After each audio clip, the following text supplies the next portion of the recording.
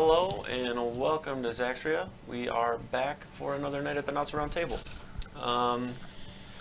May or may not be a little bit of a shorter session today, but we are going to get through some important stuff, so make sure to stay tuned. And speaking of stay tuned, we have to get our viewers up, so please continue to watch, because that is very much appreciated. Be sure to also check out the YouTube. There's podcasts. All the previous episodes are on there. They should be all uploaded and up to date all the way till 54. This would be 55 today. So there's a lot of catching up to do if you would like to do so. But last week I left off, you guys had started to simulate some sort of a plan to possibly go to the Hells. Along with Azrael needing to go to Nasai in order to see Avelios, the glassblower, in order to make some sort of glass cylinders for a project that he had been working on for his weapons, in order to try to use electricity with them.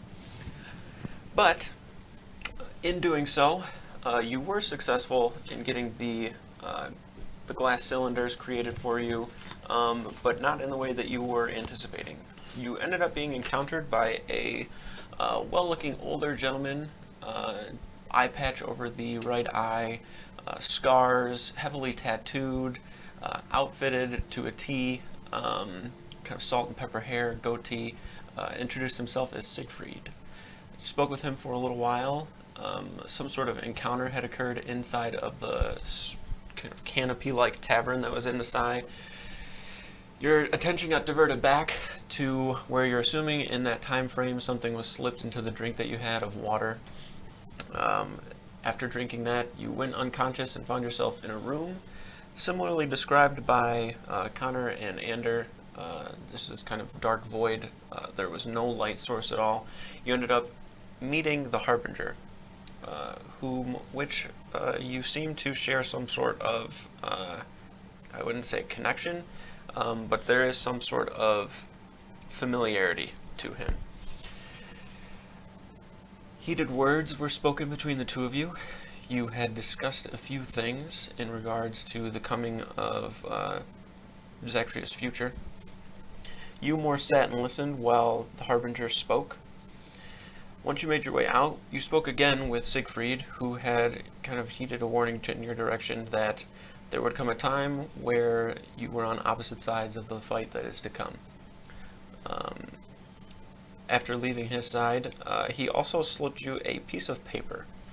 I don't know if it just kind of got lost in transit, but he put a piece of paper under the table that you ended up picking up and taking with you.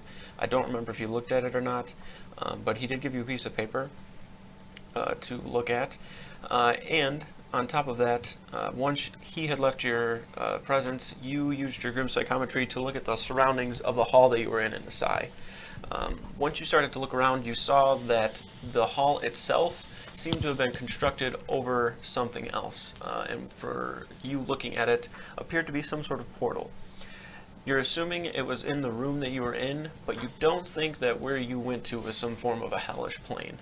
You think that it probably was just a very darkened out room, and that kind of archway probably is only active when need be, if anything, or inactive, but you do know that it is there. There is a gateway that you saw, along with the rumors that you were given that there is some sort of portal to Gixia. Well, not Gixia. Well, it would be specifically Gixia, but it is the lair of Vernus, the first lair, but it is to the city in the lair. After finding all that information out, you returned back to Arcanoria. Everybody seemed to be very worried about you. Ander was in a panic because he'd been trying to reach you throughout the day but wasn't able to do so. You're not sure how long it was that you were out, but you ended up returning to Arcanoria, where everybody was currently sitting. Also in the last session, Neris had some dreams that seemed to be memories. She hasn't shared them with anybody, but interesting things there. But now, for the time being, Connor seems to be preparing for some sort of inevitable encounter he's going to have in the Astral Sea in order to kind of put the balance of magic back in order, as you were told by the Arcane Sect and Magisterium Drixir.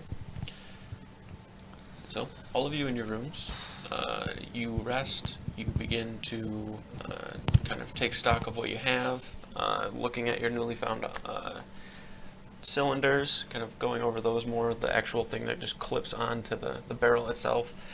You've seen that it was successful when you did it. We still have to, I think, figure out damage-wise what that will be, but once you do it, I think, unless we figured it out already, I don't think we did. Yeah, so we'll go over that whenever the time comes. Connor, you are in your room, studying pretty intently on the spell before you. A lot of it has been a good amount of meditation. You feel a little weird these last couple of days, maybe even weeks. The nature of the spell itself is almost this projection of your own form, like you're almost leaving your body in a way. And in doing so, it gives you this constant kind of lightheaded feeling. You're just kind of feeling a little woozy lately as well, just from repetitively trying to learn and progress the spell to where you fully understand it.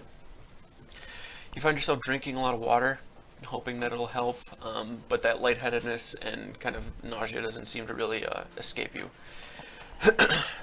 Currently, I believe last we checked you were about 5 days or so from being able to make the last check, correct? Whenever the 30th is. Yeah, okay. I think he's got the days written down. It was either 24th or 25th right now, so. So for us, we are probably going to skip forward to that day in order to get things moving along. Okay. For you, on the 28th, so I believe that would probably be about 3 days from the current date, you are within the Wizard's Reprieve. Everybody's just kind of been around these last few days, standing out and enjoying the sky. The weather up here is pretty constant. It is just like static at like 70 degrees, it feels like. There's no wind. You don't feel really the heat of the sun too much. You can feel the warmth of it, but it doesn't seem to be super intense. There definitely seems to be some sort of large barrier encompassing the entire city. You find, looking around, that there is what seems to be inside of the room, describing it a little more, that conch over in the corner. You can hear a voice kind of emanating from it. It sounds like Jordy, while you're in your meditative state, just kind of sitting there. Mr. Kepler, Connor Kepler, you are wanted by the sect. The Magisterium is requesting your presence whenever you have a moment. Thank you. Also, there is a sale today. All the roast is half off. If you want to buy more for yourself for the road, you can buy it from us. Half off roasts. Thank you. Have a good day. All right. Because you know typically here that all the food's like provided for, but obviously you can buy it from here. Like ration wise. Yeah. Right. Well, that kind of snapped me out of whatever sort of meditation I was in. Okay. And then if he tries to go back, if like I feel like I want to go back into the meditative state, that'll just be lingering in my mind, like what they want now, stuff. Got it. So I'll get up and start heading over to the hall. All right. Exiting and making your way out, you can see that Zarvax and Neris are down there, as well as Wraith. The three of them eating. Just kind of acknowledge you there for a moment before leaving. You can see Ander is outside. Him and Skip seem to just be enjoying the warm, just temperature.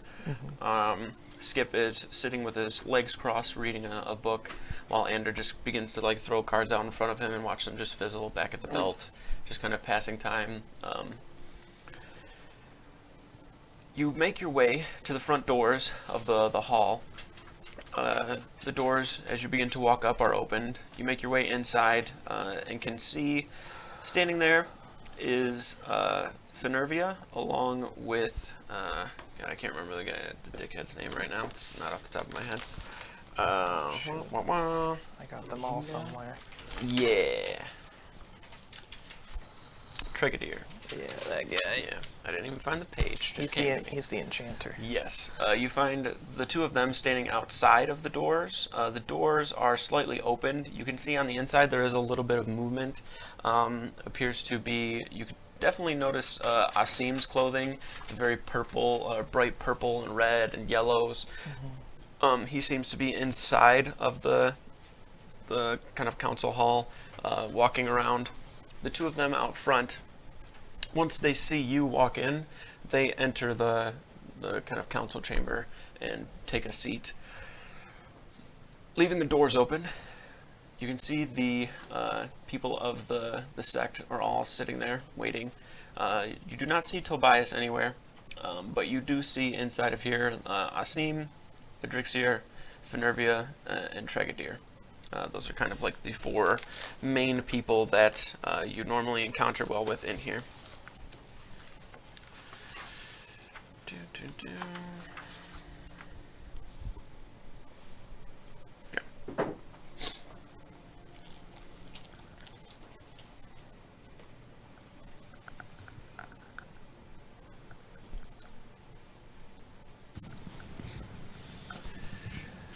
What do you have written down for the date?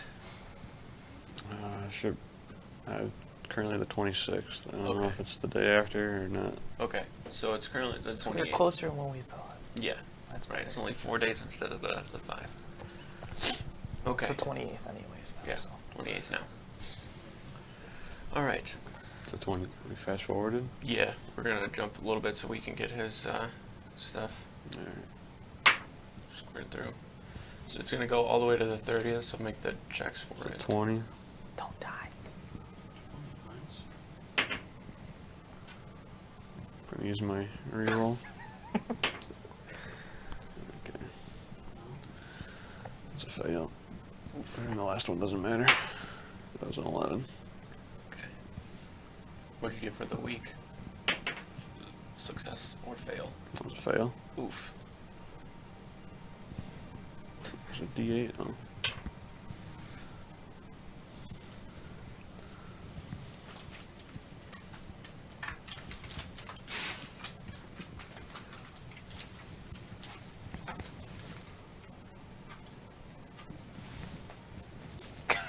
Switching characters. Yeah. Fucking quit. It's a 5. 5? Yeah. Ouch. Okay. He's gonna fight a pit fiend now in his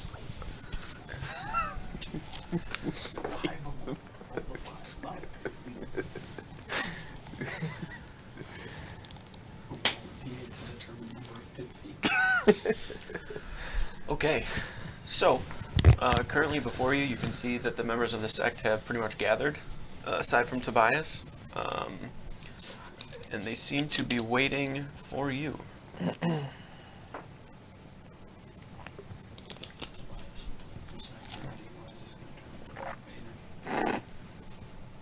Well, I walk in and I guess take a seat. All right. Once you walk in, the interior is made up of, on the far side, several rings that just seem to be constantly in motion. There is a circular platform that has 2 steps going up to it. The steps themselves aren't actually adorned to the platform that is floating. The stairs are floating as well as the platform in the middle. Every time a member of the sect goes to sit down, a chair kind of in these like coiling type shapes begins to sit up and form an actual seat where they sit down. You yourself, as you get in, you can tell that there is definitely a tense moment. People don't seem to be like giving a nod and a smile and greeting you. Asim gives a little bit of a wave, and Adrixier gives a nod, but the other two just kind of sit and wait for what is to come. As you go to sit down, you can feel there's almost like a force of magic that's holding you up as the seat comes up to where you're sitting, just perfectly at the height, and you just kind of sit in the chair. The members of the sect are kind of out in front of you. You can see Adrixier directly across from you, and then Asim to his left, and Finervia and Tregadier on his right side. I'm glad you came when you did. We have... seems almost run out of time. There are places in Zaxria, more specifically the pylon of power you found beneath Venore. There seems to be some sort of rift of magic opening up, something that we are trying to control right now, but we are under the assumption that it has to do with the magic being funneled in from the astral sea, or the lack thereof. I understand that you may not fully be ready, but as soon as you can, we'd like for you to try to go and do what you can, or see what the problem is, and see if you can fix it in any sort of a way. And I guess if you can't, then that's all there is to it. If you give me just a few more days, I feel like I almost have the spell perfected. We can do that. We can. Brigadier kind of sitting in the chair. He's got his elbows like on his thighs and is just kind of like leaning as he's sitting. You can see that his back is slightly hunched, kind of always. Do you even know anything about the astral sea, or are you just going in blind? Absolutely blind. Well, I definitely recommend doing a little bit of reading then. It's complicated. Last thing we knew is, you're going in there not knowing what you're doing, and then that's that. So, do us all a favor. Read up a little.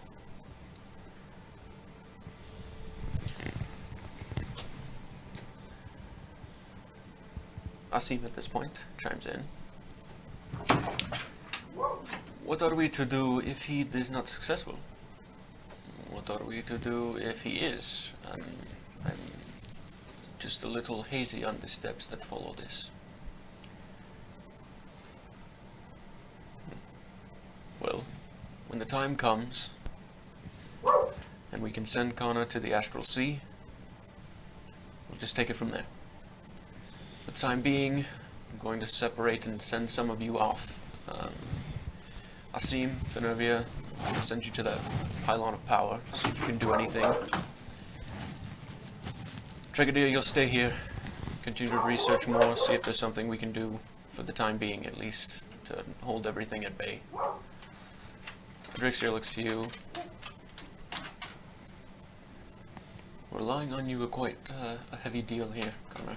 And I understand if it's a lot, but kind of all we have.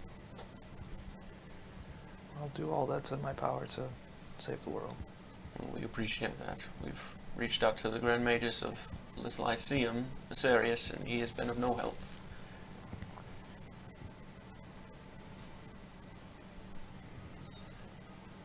If you need anything, let us know, whether it be books. If there's something we can do, we'll try.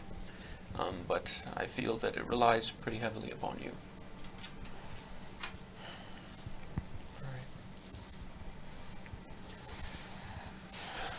Alright, we all know what we need to do. Let's start.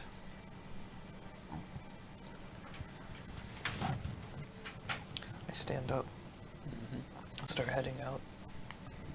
Alrighty. And I'm actually going to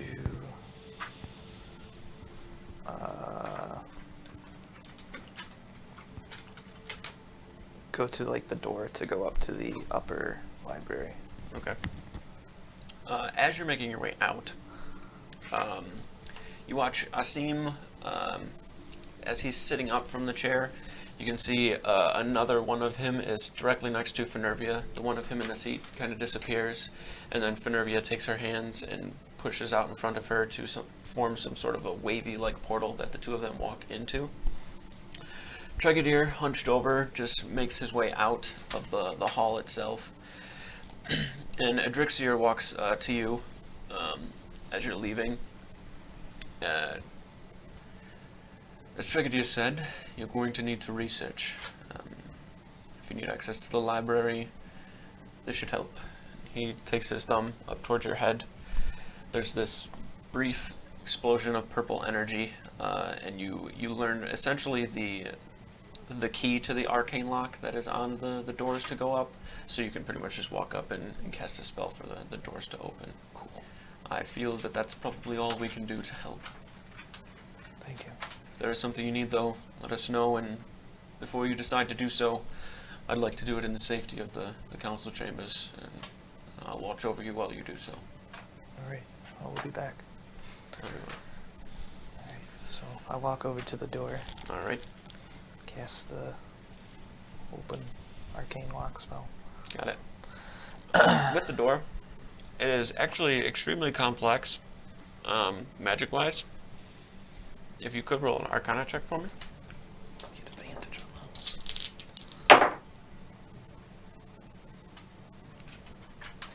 25. Okay. The first time doing it, you're not fully understanding it, but you have a very good understanding of Arcana and just magic in general, especially through all the research and studying you've done, to where you understand the glyphs associated with the lock. You're able to kind of manipulate and move your hand around in a sort of ways to eventually unlock it. But you have it now to where you're not going to have to do an Arcana check every time you do it, because you understand the lock itself. Okay. Once it opens up, the door pushes itself open, and once you walk in, it closes behind you to let you go up to the library. Alright, we're going up to the A's. Mm-hmm. I'm going to find Astral Sea Plane, whatever you want to call it. Okay. And then inside there,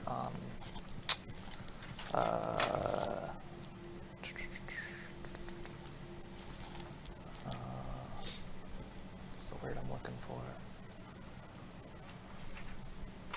I can't think of the word. Moving through, yeah, navigating, but it wasn't navigating, there's a cooler word. Navigating. Okay. Go ahead and make an intelligence check for me.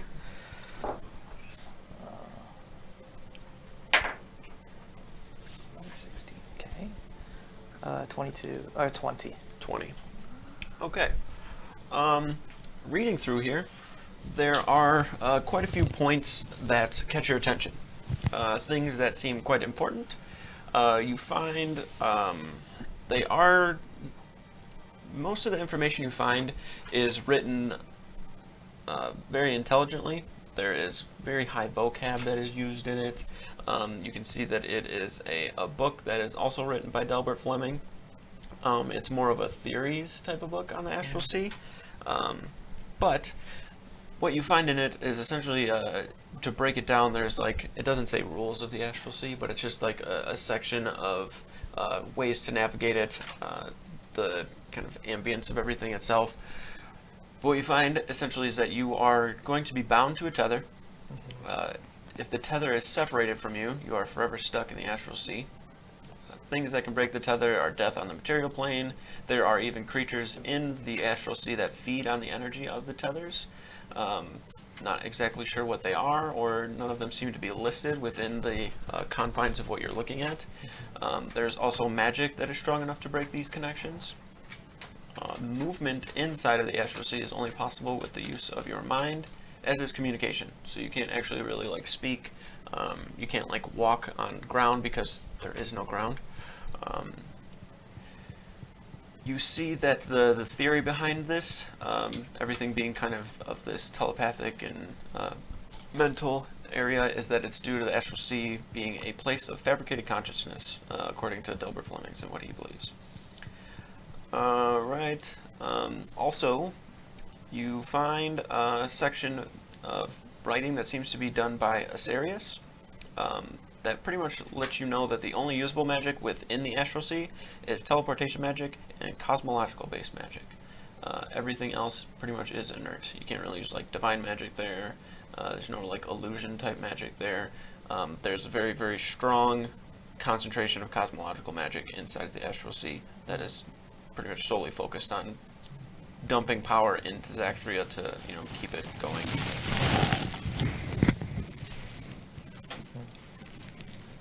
You also find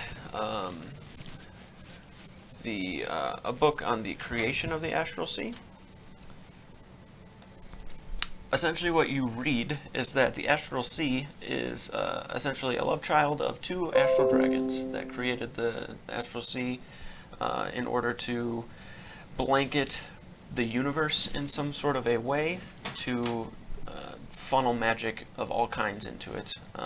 And then you also find that within that, there was the help of both Heliod and Luntari that also helped with the creation of the Astral Sea. And they also funnel divine magic back into the Astral Sea through like worship and praise of people on Zaxria. So it's this kind of like two-way type of deal. But then again, they also funnel, magic and hope and light and the moon itself, and which adjusts the waves and all sorts of other things. But essentially, that is the rundown you get of it through your probably spending a good part of the day doing so to find out things about it. Okay.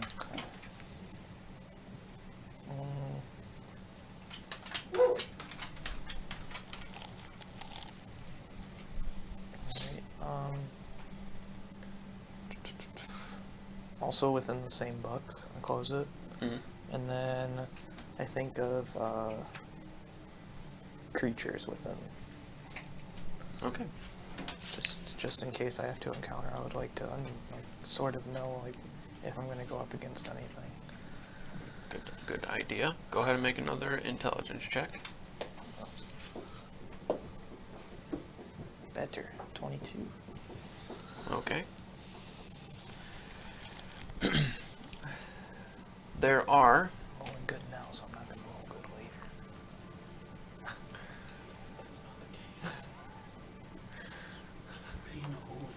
Obviously, the two astral dragons that are there. Yep, that would make sense. Yep.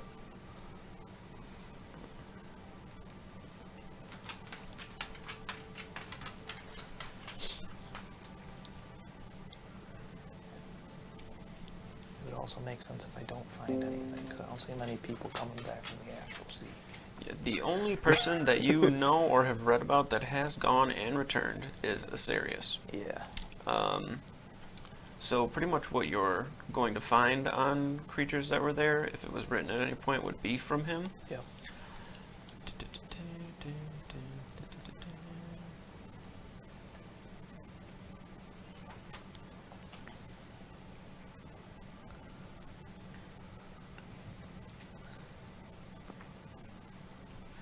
From the times we've visited Arcanora, we've never seen Asarius here, have we? No. So, the creatures that you find that have capabilities of completely destroying and severing the cord are astral dreadnoughts. Astral dreadnoughts, from what you read, are creatures that essentially are large titans that roam the astral sea, and their only purpose is to pretty much be rid of things that should not be there.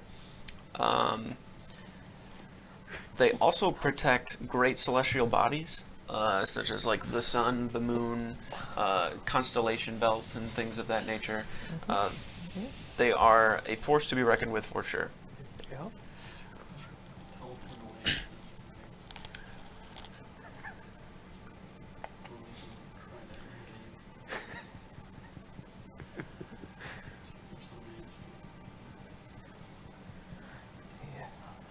There are also two other creatures.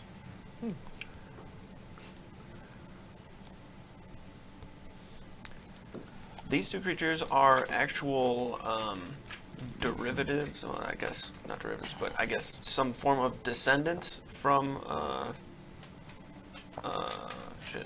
Aramnakan and Indrelzelia.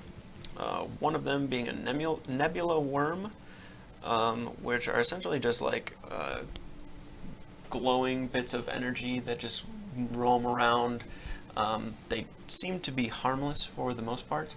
The other part is more of a darker piece of it. There is not really a name. There is just a image of what appears to be some sort of two-legged, it looks like somewhat like a wyvern, but it's like jet black and it has like stars on the wings and stuff. From what you can see, Asarius pretty much has like a writing on it that says that it was trying to feed off of the cord that was essentially tying him back to the material plane. So he avoided it at all costs and actually had to return back to the material plane to better prepare for it.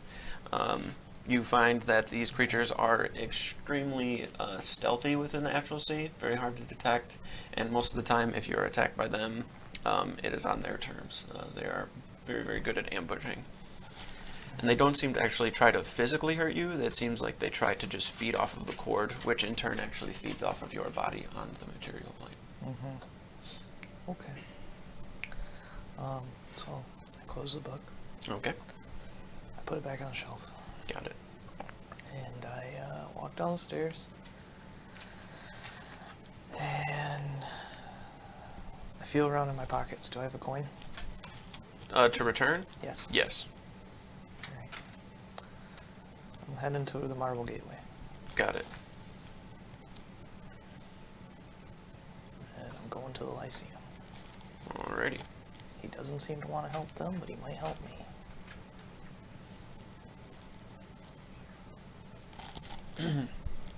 Alrighty.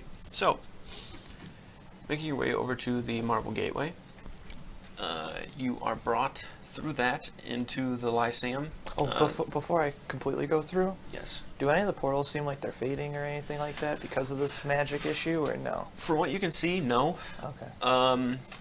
But you think that your lightheadedness and nausea could be a combination of both. Both doing the spell and this magic feeling it's fading. I wouldn't say you feel weak, but you feel drained. And you're not really sure if it's from like I said, learning the spell, or what's occurring right now, in the magical sphere of the world, or both. Yes, sir. Not that we would so much be aware of what it was, but are other magic users feeling this kind of drain as well? It's more heavily coming on like the cosmological side of it, just because that's directly what source is affecting the thing. But essentially, the way that it is everything seems to be a cohesive balance of magic that's flowing in. So it's like breaking one table leg and the whole table just kind of goes in one direction. It doesn't seem like anything will be stable if one font of magic that's funneling in just kind of seems to be broken or severed. It may, it'll dramatically shift the way that things are in the world, if that makes more sense. I'm not saying it won't like explode and just be over, but everything will very, very dramatically change. And it seems extremely important, and this is more for like your kind of mindset of the importance of it, is that the second the astral sea itself and things that you've read upon it as well, it's not only responsible for like funneling that magic in there, it's also responsible for like the sun and the moon like being a part of the world itself. So you'd imagine it would eventually probably destroy Zaxria, but there would be a lot of very dramatic changes that would occur. Life could still persist some sort of way, just because worlds are weird, but you're quite confident a good amount of people would die. Entire kingdoms would be pretty much collapsed just by the way that the world would have to be. Like the new normal wouldn't work with the way that the world is right now. You feel the weight of what you have to do pretty heavily. Yeah. For sure.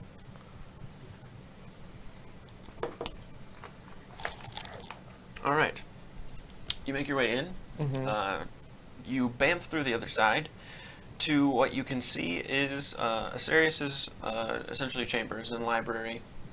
There is a large kind of moving around diorama of the stars and the moon, and kind of it's not extremely wildly accurate, but it is like the galaxy in some sort of a way. There's a sun, a moon, or two moons, sorry. Zaxria itself and everything just seems to be just kind of moving around in some sort of sporadic pattern. It's more there for decor than anything else, you would imagine. There are a few drawings and paintings up on the walls of like these images that look like black holes. There are images of the sun. There are holy symbols for Luntari and Heliod here. But you can see standing above in the loft area of this, sitting at his small little desk here, with a book on a pedestal that he seems to have just closed, turns around and sees that you are within here. Asarius, a tall elven individual, long white hair. Guy looks a lot like Sephiroth, but more like a sorcerer magical type of deal. He carries with him a staff. The staff itself has several. They almost look like playing cards, but they're not playing cards. They're more of these very thin sheets of metal that seem to orbit around. And on each sheet of metal, there's like a sun on one, a moon on one, a star on one, like a black hole on one. And they just seem to keep orbiting around the staff that is, it's currently just resting against the railing that's up there. He puts his hands on the railing next to the staff and looks down. Connor, what can I do for you unless you're just passing through? I've come to ask for your guidance on a few matters. This must be the matters of the Astral Sea, I'm guessing. If you're coming from Akanoria. They are. I already told the sect that I'm not going. I'm not asking you to go. What is it that you wish? I'll be going. And I'm just, knowing you've been there before, would just like how to go through, how to avoid certain things, and hopefully come back in one piece.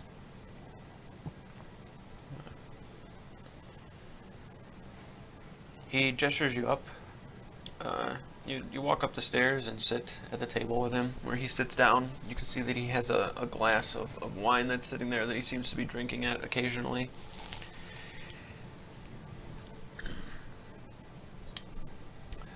I will be quite honest with you. When I went, it was the most beautiful thing I'd ever seen.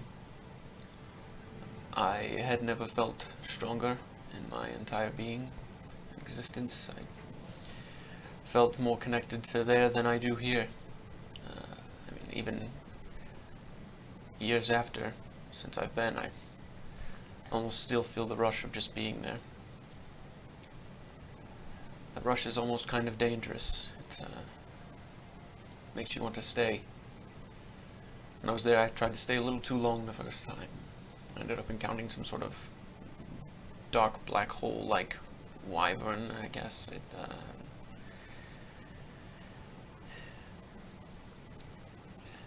nearly killed me. I tried to fight it in some sort of a way with whatever sort of magic I had, but it seemed everything I did to it, it just seemed to absorb it and suck it away somewhere. Nothing seemed to be hurting it, and it wasn't trying to hurt me, at least not in the Astral Sea. When I'd returned to my body, I could feel my life drained. My bones felt brittle. I felt achy all the time. Almost as if I'd had some sort of a sickness, but it wasn't. It passed after some time, some rest. But I'm quite confident whatever that was, it was draining my life force here from the tether. Was it a large beast? Doesn't really take much of a form, other than the black wyvern type shape that you see. For the most part, it looks like a black hole. Small, and then it grows in size, shrinks in size. It's more shapeless. It does what it needs to in order to accomplish whatever it's trying to do so.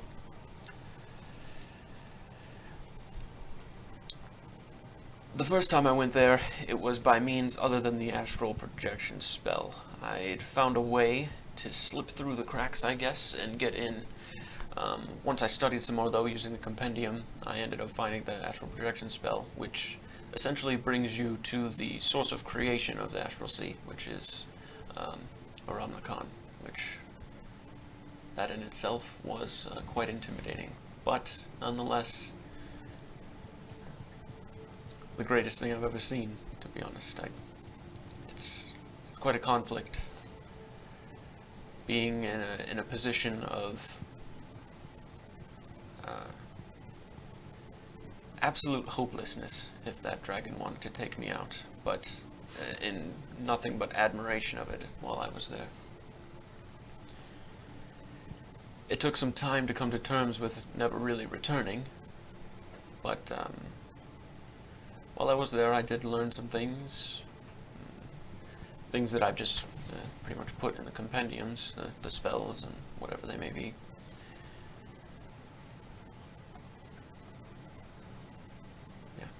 I do wish I could go back, but I know that the third time, if I were to try, something could go wrong. I'm not really ready for that.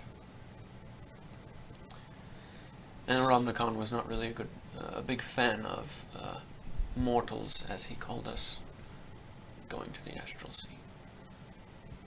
It seems the only reason I survived was for...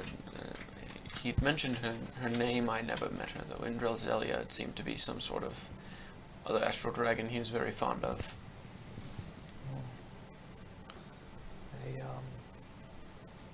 Seems to be an issue between the two of them that is making the magic fade from this world.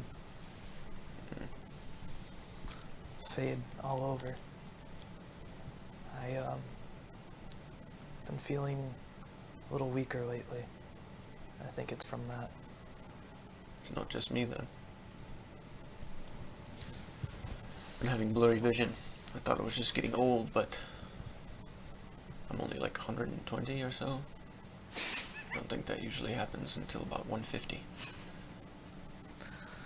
Yeah. A little too soon for glasses for you, then. Yeah. I'm going to have to go there. And it's going to have to be soon.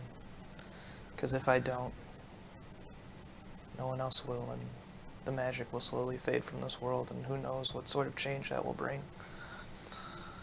I understand that, and Drixia definitely tried to hammer that into my head, but as I said, I can't go, but...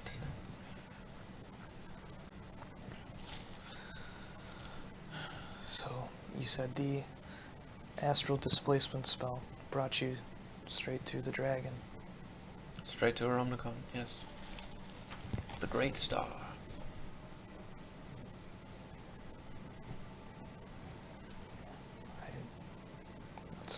That'll be how I'm going to meet him then.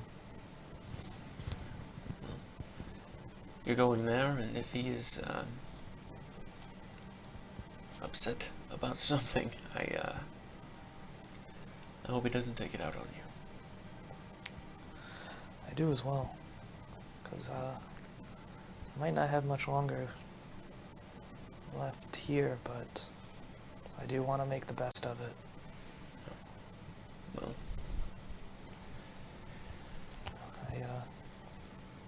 thank you for giving me some extra knowledge on the subject. And I think it's time I get back to training. very well. Glad I could be of some help, I guess. So I get up. And, he doesn't have a pool in his room, does he? No. Damn it. I head out then. And go outside and find like a body of water, a lake, a pond, a river, a creek. Okay. Water basin or a sink. Oh god. Alright. Through the barrel. Toilet. The Azrael barrel. It doesn't take you too long to find some source of water, but what you do find is a river. It is a very small one that kind of is more water runoff from the mountains. You have to actually like leave the Lyceum and walk out. Once you leave the Lyceum and you are outside, this time of year, it's not freezing, but it is a little cooler down here than it is in Arcanoria with that steady temperature. It's probably like a good 58, maybe 60 degrees. There is wind that's rolling down the hilly terrain of Ophelia. But you make your way up and over to the river where you flick the coin into. Step inside the portal. Mm-hmm. Zoom.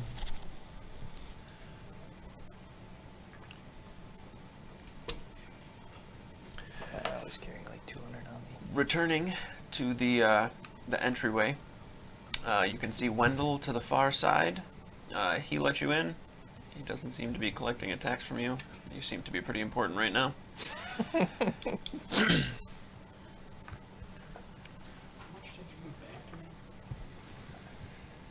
Did you write it down? I didn't. I actually think I may have written it down, but it was whatever minus 600. Oh, I just did minus 600 Yeah, because I didn't so know you- how much he gave you in So the he would have first gave you place. 2,400 back. Okay. Yeah. If he gave you the full 2,400. It's up to you. I don't care if you keep some of it. I thought you gave me 2,000. I thought you gave him 3. Was it 3 or 2? Somebody wrote it down. Did you say we can say 3? I was at like 23 before, so. Yeah, is it like 20 something? Yeah. Just subtract 600 from whatever you have then. Yeah.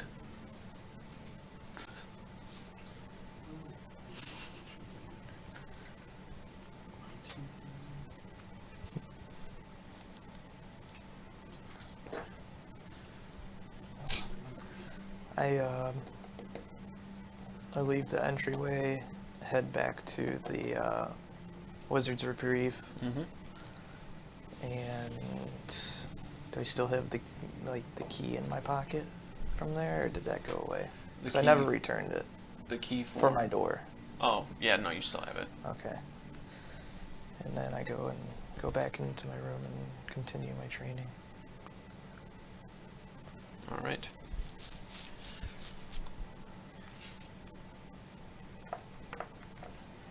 Was there anything that the two of you wanted to do before we get into this?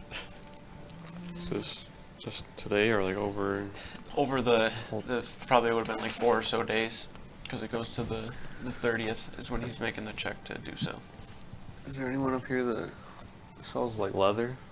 Yeah, you're pretty confident you could find somebody in the marketplace of Gillian that has like So leather. he was gonna draft Helmet, like a different holster Okay. staff, to where and it'd be like one compartment straight down and like one at an angle, like one at an angle would like fit within the larger holster, and then Okay. so if it had a glass on it, it could fit in the Oh, one, okay. and if it was did not have a glass, it would go into the other. Got it. Okay. I don't. Yeah, I'd say you could definitely get the leather to do so. You're probably gonna have to have somebody leatherwork and make one. My circlet. My circlet. Finding somebody that knows how to leatherwork up here may be a little harder to find. You can find somebody that can give you leather. I don't have materials, so Yeah. Maybe do like I can just wait till he gets back home or something. Okay. charisma or something, but I don't know how long it'll last or if they'll affect it. Is there a portal here to shit? I'm gonna talk to Can't remember the name of the place. that asshole. Where Leland's at? Oh, to Brunswick? Yeah. The closest place to that is the Lyceum. I see him. Yeah. And from the Lyceum to Brunswick, it is.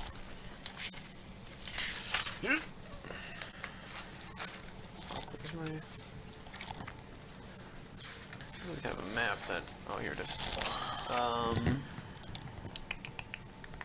Looks a little far. Yeah, it's about 4 to 5 days. Alright. So I guess the only thing of significance he's gonna do is one of the nights he's gonna use the mirror again Okay. and name Zaxria. Oh. Alright. What is the DC on that? I don't know. I don't have the item. Do you have the hand mirror, Moldrak? Yeah, I do. Can you tell me the DC on it? 13? 13? 12. 12. I thought it was 13. I can say 13. Oh shit. Let me double check the stats here because it might be close. Hope you smashed it. Smash that motherfucking like button.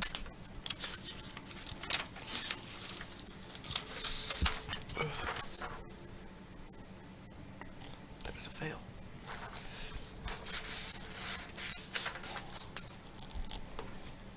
I don't even know who that is. That's pretty cool.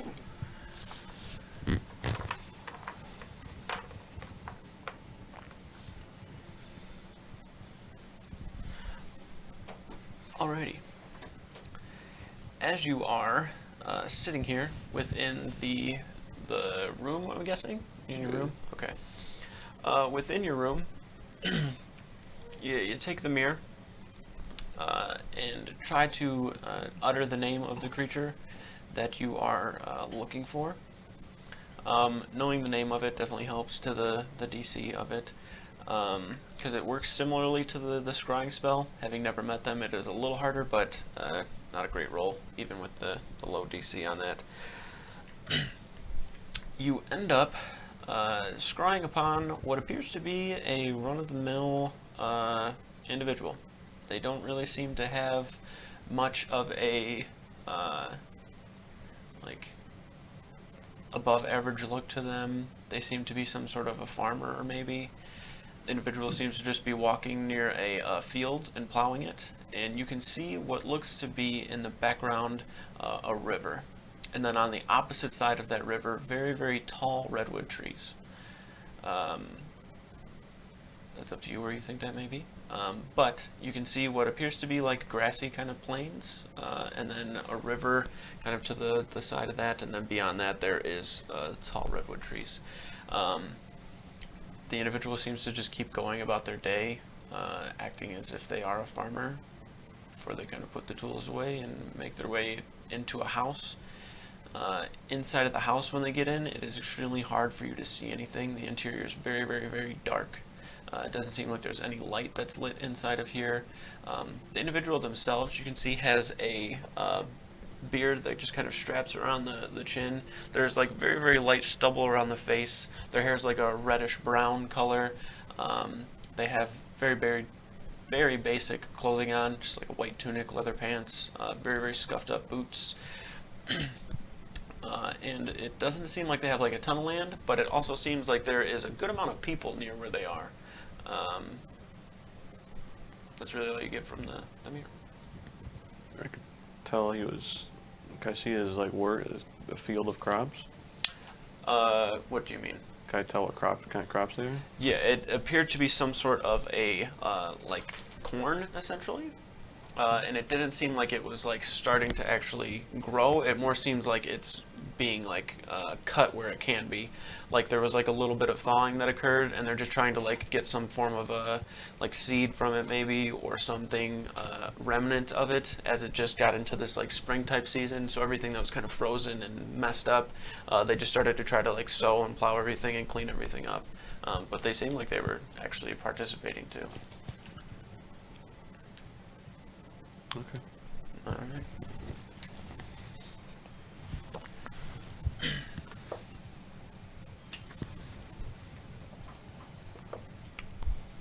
Two things I want to do. Okay. First one, I want to pick up my extra shared mind potions that I ordered. Okay. I don't remember how many I ordered. Yeah, you got. Like 20 blood bowls or something? I don't know. Maybe 21.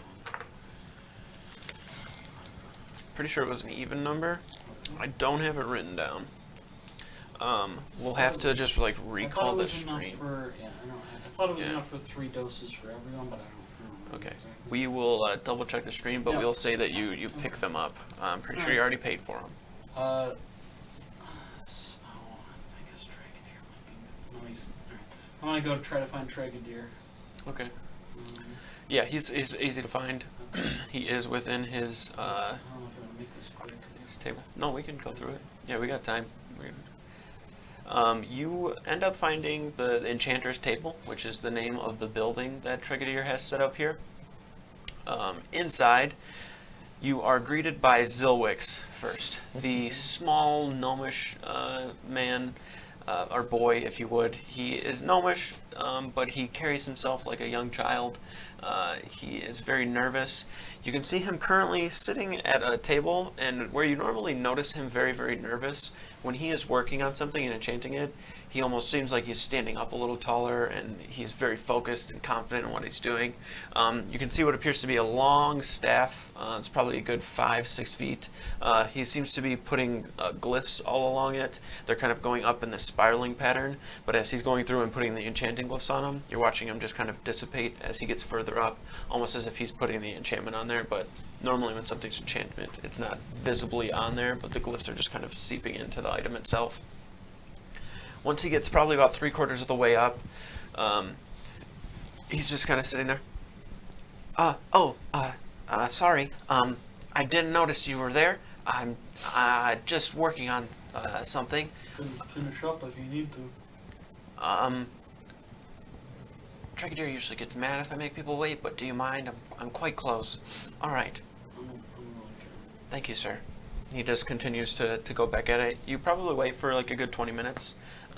In that time, you look around inside of here. The building itself is set up quite well. Everything's well organized. Is there anything on display?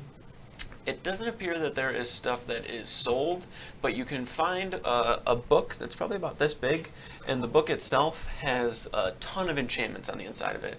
Like essentially, Perfect. I wouldn't. Exactly. Yeah, it's The less essentially. I have to talk to Yeah, Trigadier, the better. yeah, it is essentially a catalog of available enchantments. Okay. They are even broken up into like lesser, medium, and higher beneficial type enchantments. Probably we'll start with the higher ones. Okay. Looking for something that boosts charisma beyond the natural limit. Got it.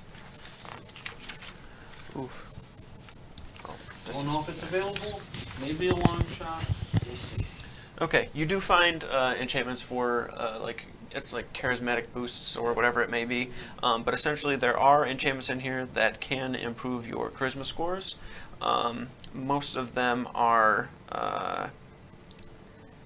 I'm not going to say like super expensive, but it's dependent more upon what you want to get the score to. So it starts at 16, and at 16, 16 for the score. Yeah. So the first bracket of it being 16, it goes 16, 18, 20. They are possible and they are within here. Each of the enchantments that are listed inside of this catalog as well have like approximate price and then a length of time for like how long it typically takes, and then the items enchantable, like what it can be enchanted to. So for most of this charisma enchantment, it can be any sort of like helmet. It can be a bracelet. It can be a necklace. It can be rings. Pretty much jewelry. And like a headpiece is essentially what could be done with this. It is an enchantment that requires attunement. It is not something that can just kind of be passively got by not having it attuned to you. So the first bracket at 16 Just tell me is... what 20 is on. Okay, 20 for 20, so, sorry, I need to do this in my mind Oh, because you I can don't do it in remember. order if you need Okay. to, sorry. Yeah, 16, okay, sorry. You good again? I didn't mean only to have, throw you off. yeah, I only have 16 written here, and then there isn't a 20 on here. So it starts at 4,000, and then it jumps up 2 for every one. Okay. So for 16, it's 4,000, then it goes to 6, and then it goes to 8. Okay. 8,000 for 20. Yep. And then for that, it takes about 3 days in order for the enchantment to be completed for each one of them. Yeah, it doesn't matter if it's 16, 18, or 20. Okay, and if I wanted to boost beyond 20? Beyond 20, Is there there doesn't seem to nothing be listed? anything. There doesn't seem to be anything like that for any sort of these scores. That might be on the secret menu that you gotta talk to him about. More than a gangbang. Close the book. Set it down.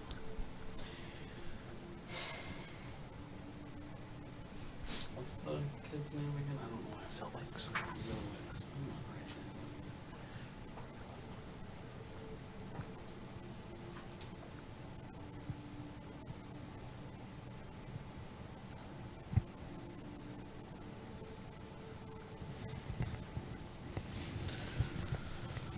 Zilix. Yes. How can I help you, sir? Is Master Trigadier in? Trigadier is in. He is in his office within this building. He normally only would like me. I only bother him if it's super important. Okay, so I grabbed the book, I set it down, and I open up to the charisma enchantments, and I go down to the most powerful one. I'm like, is there one stronger than this? A little lower, sorry. Yeah, thank you. Is there one stronger than this? That is not listed. typically things that aren't listed within the catalog or things that Tregedier himself has to do. Yeah, that's If you are... it's kind of save the world important. Oh, all right. Really? Yes. So you want me to bother him then and ask? You want me to go? I don't. I feel No, like no, it'll no, be no, no, no, no, less- no. It's definitely a less lot. receptive. It's less. Yeah. Okay. I'll get him Okay. then. Yeah. I just have to walk that way All right. and open and knock on the door. Once I get there and tell him, hey, sir, If you don't want to, don't yell at me. No. I just need your help. Please be professional. All right. I'll go. you sure? Yeah. I don't want to make you do anything you don't want to do. It's only the world. Maybe he needs one of those. Nice. What? Sir, there's a man out here requiring higher level enchantments than I am capable of. You don't really hear anything. The door opens up kind of quickly. Zoix just backs up. Sir, customer. There's a customer here. You see Tregedier like angrily looking at him before turning over towards you.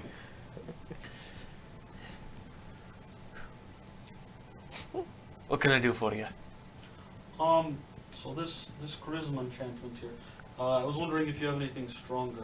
You're familiar with my friend Connor? Mr. Kepler. Yeah, he's gonna be doing something very dangerous, and I would like him to be a bit more charismatic, an otherworldly amount of charisma, if you will.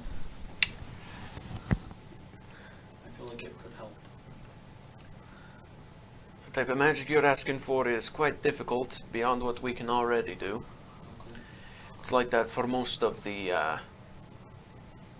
abilities of people that are naturally there to be boosted. It's something quite difficult and dangerous enchanting-wise. I'm not saying I can't do it, Okay. but I am saying for the right price I can attempt it. Okay. You have like a immediate number in your mind? 12,000. It ain't worth it.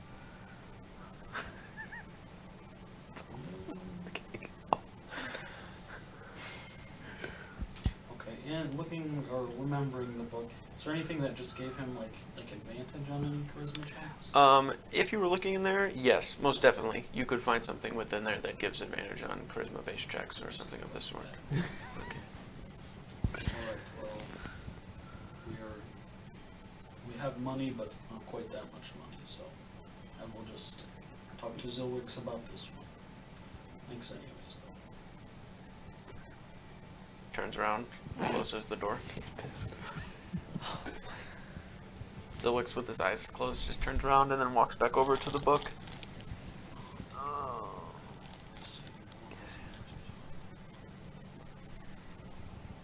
Alright, Zilwix, that one. Yeah. Yep. All right, I can do that. Probably take me a day and a half or so. Could you do I'm it pretty faster? effective. No?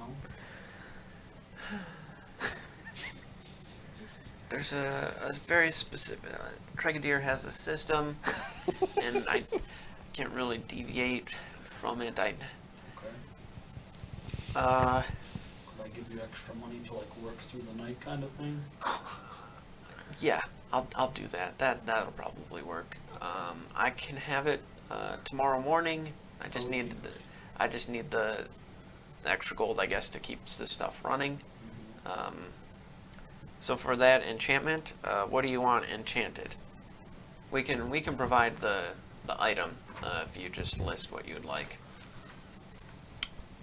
For most of the charisma-based enchantments, it seems everything is just either jewelry or helm-based.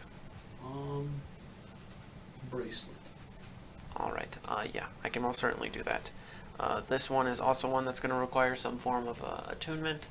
Yep. It is a very broad spectrum of just charismatic abilities of a person to help them with them. It's almost like a confidence booster.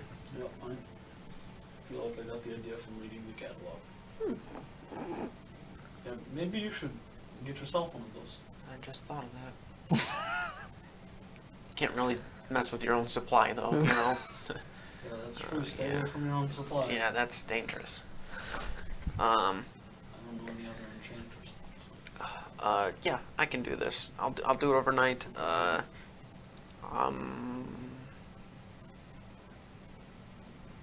Yeah, I can get it done. Okay. You sure? Yeah, I'm sure. I just got a couple other things. I'll start it tonight, and I'll have it by the morning.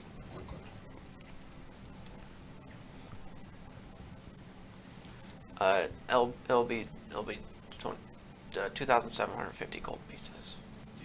All right. Thank you. Looks like 2 big sacks of gold. All right. Perfect. I'll just make an order for it and put it in the books, and then I'll start it tonight and finish it. All right. I'll be back in the morning. All right. I will see you in the morning. Okay. A name for the order. Moldrak. All right. Thank you, Moldrak. No problem. Sorry I made you talk to that grumpy guy. Yeah, it's all right. He means well, I guess. You think so? Yeah, he's taught me quite a bit.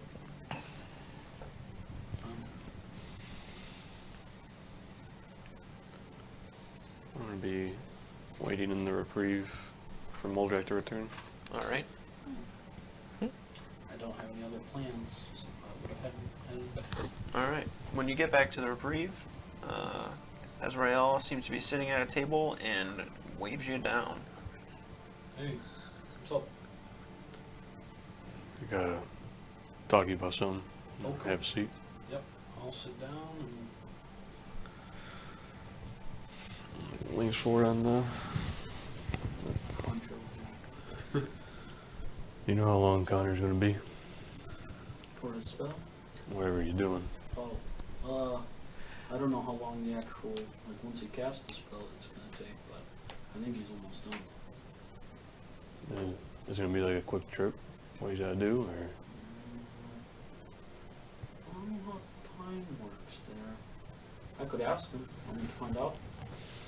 Because there might be something I need to do. Okay. And it seems like a great time to get ahead of what I'm after. Okay.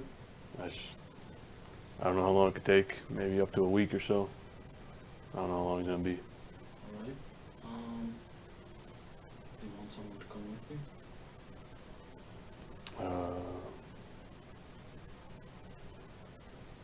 You can, I guess just in case. Alright. Well, I can talk to Connor and see how long he's gonna be and come back down here. Alright. I'll be right back. Go find Connor's room.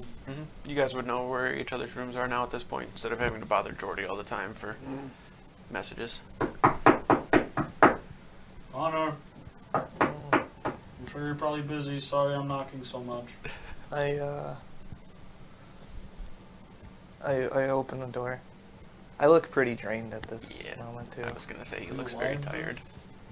He's Yeah. pale. Looks like he could probably eat. You want to roasts on sale. It's free food here though. I know, but Get your own. you get a whole roast. Anyway, Yeah. once you, maybe I don't know if we should talk about this in the hallway. Can I come in real quick? Yeah. Alright, Come on.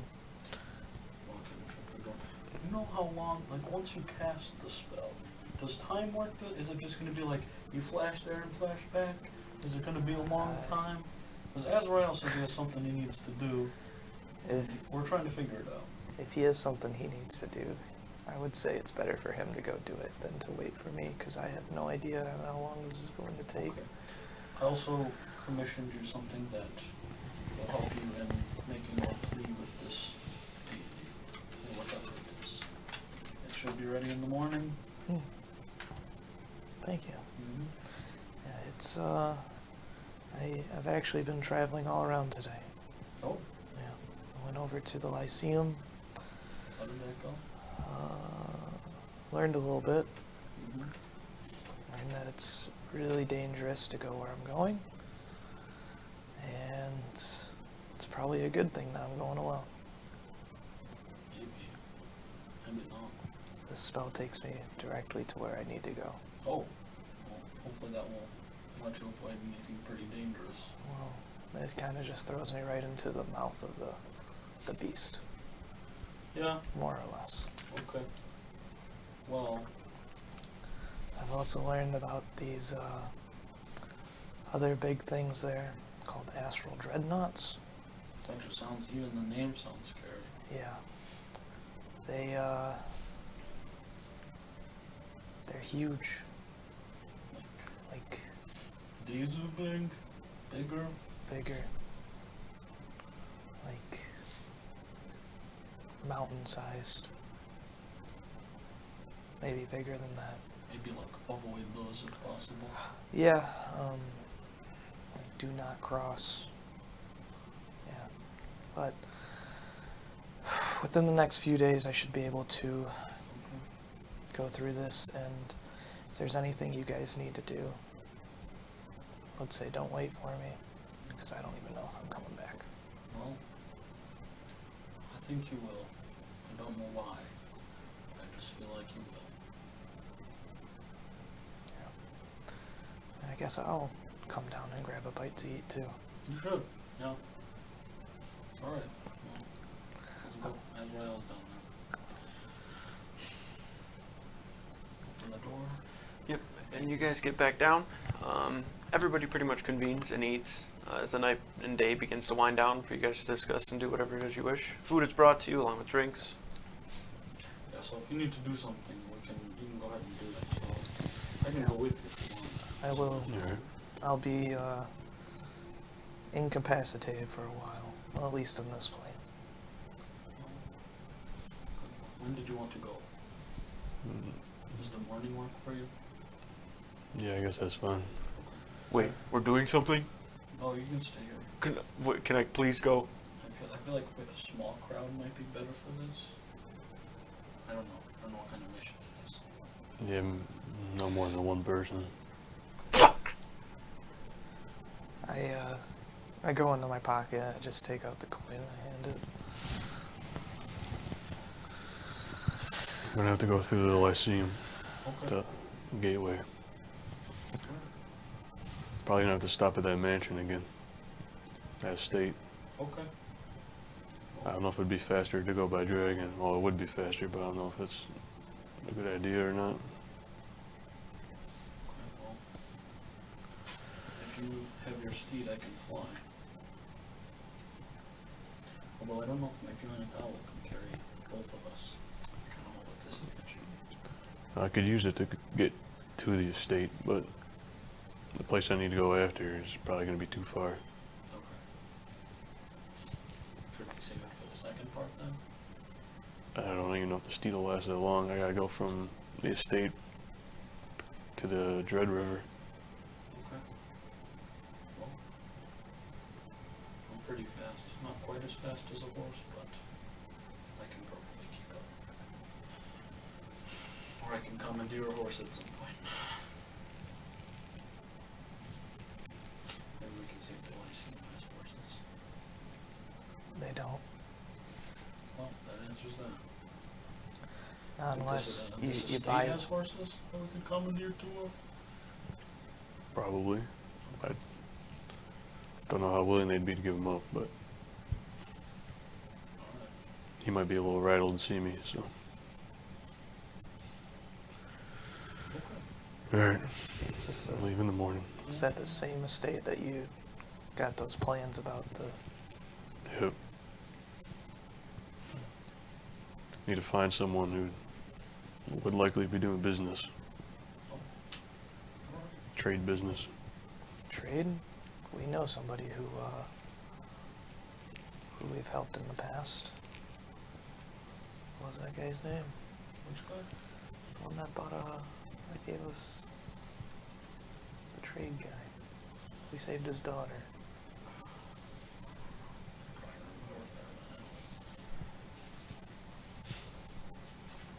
Well, that's beyond the point.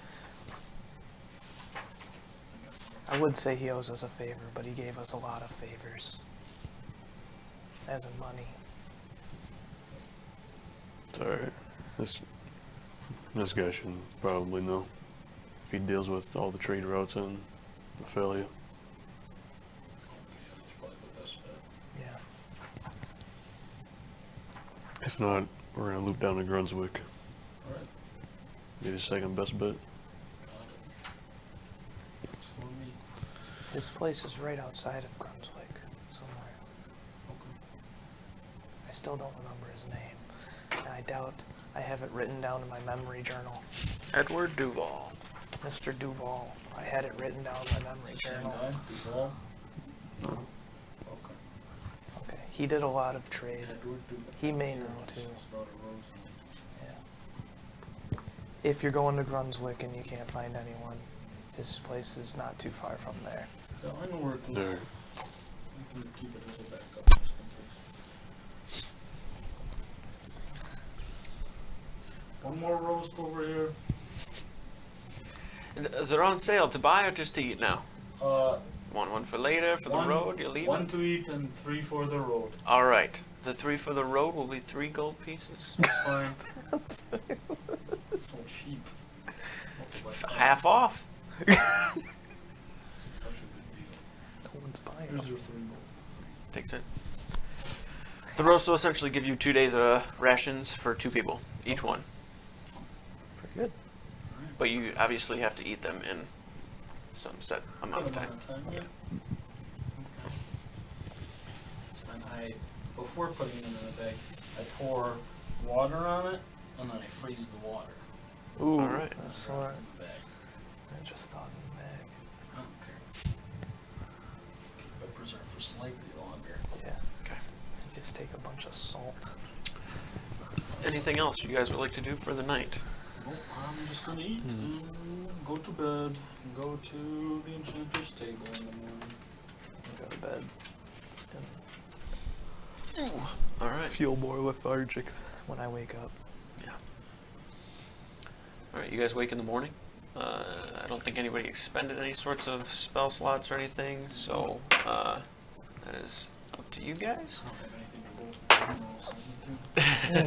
It's a I 4. can roll something. You guys Oh, don't- sheesh. Oh, he actually does I have to actually roll do have to something. roll something. I just want to be part of the Kind of 11. The day will be the 30th of Togath. Oh, cool. So I'll make my check at the end of the day. Wasn't his whole meeting on the 28th? Well, yeah, 28th, sorry. So it'll be the 29th. My bad. Oh, So you got one more day there, Connor. It's okay. I would have just jumped ahead, but they're actually doing something now, so Yep, yep. we'll stick to this day. First thing, I'm running to the enchanter's table. And they change time zones when they leave, right? No, they don't. Yep. Everything's the same. Time We're zones both don't going to change. separate time zones, so I'm gonna leave him and go to different. And then I'm going to the astral plane with them different times. Before we AST dispersed for the night, I would have told Moldrak to just meet me at the Marble Gateway. Okay.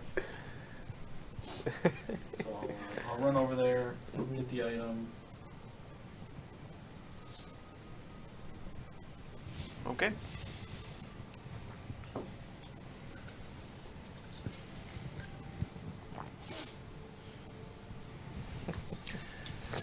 It is ready.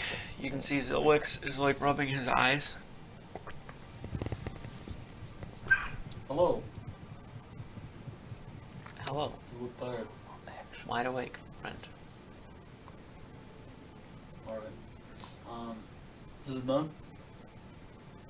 Oh, yes. Yeah, it's right over here. Okay. Walks over and grabs a box, probably about this big. It's like a jewelry box. Hands it to you. That's it. It should be it should be all set and ready to go. Yep. Thank you. Yeah, you bet. No problem. I gotta get back to work though, so Sure you don't. You look like you need a nap. Do you get like I have, you get like an hour lunch or something? You should probably take a nap. I'll find time. I'm alright. Don't sleep on the job. That guy will get more angry. Alright, I'm gonna go. I have stuff to do. Turn around and leave. Alright. Run back to the reprieve. Yep. Knock on Connor's door. know I it's early. actually haven't even gotten out of bed yet. Yeah. I know it's early. I slowly roll out. Yeah. open the door. There's no handle. You see Connor's hair is like all over the place. Oh, you look crazy. Sleep all right? Yeah. Just a little tired. There's this. What's it do? It makes you more advantageous in scenarios where you need to talk. Oh, thank you. Yep.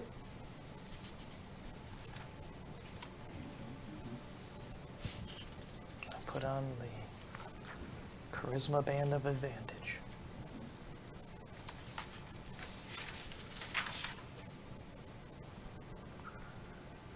Band of speakers, if you will.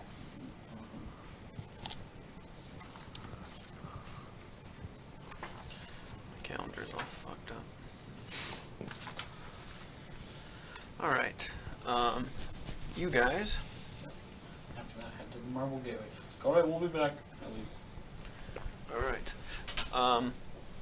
Essentially with that band, it's 3 charges that reset at every dawn. Okay. And with that, you just get advantage on any charisma-based roll, whether it be deception, persuasion, performance, whatever it is. You just expend a charge and voila, Okay. advantage. Okay. Okay.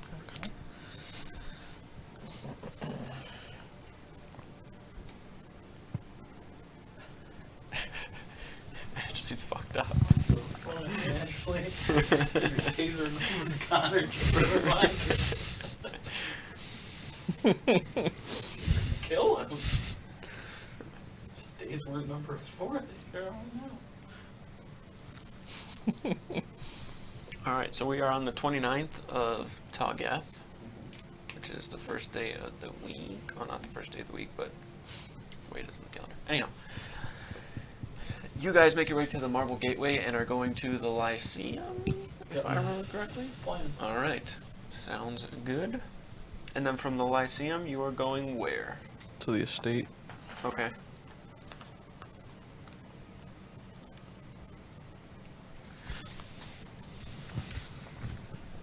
Alrighty, so, you guys exiting the Marble Gateway, or not exiting, but going to the Marble Gateway to then enter a portal, you find yourselves in the small, well not small, but the room of Asarius inside of the Lyceum, just kind of like a small little section of it. He is not currently within here. You guys are free to make your way out and into the plains of Ophelia. It is about 60 degrees. Don't see anything weird on the way out. No, nothing. You don't run into anything. Yeah, you definitely can like feel fresh air.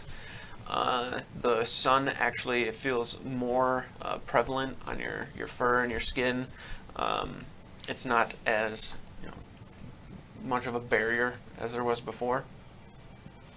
The wind is not too heavy, but it is there. The sun is bothering Azrael, that you notice. He seems to be like squinting and averting from it. Not really sure why, but it seems to be bothering him. You feel like you have like a little bit of a headache. You guys start to head, I believe would be northeast from where you are currently to get to the estate. The estate from here is not ridiculously far, but it is tucked away pretty good on the edge of that forest there. That's at the bottom of the Brimshire Mountains. It's probably about halfway through in the mountain range. Like if you go straight down, it's not in the mountain range, but about halfway across at the bottom of that forest there. That is probably about a good day and a half of travel for you guys to get there.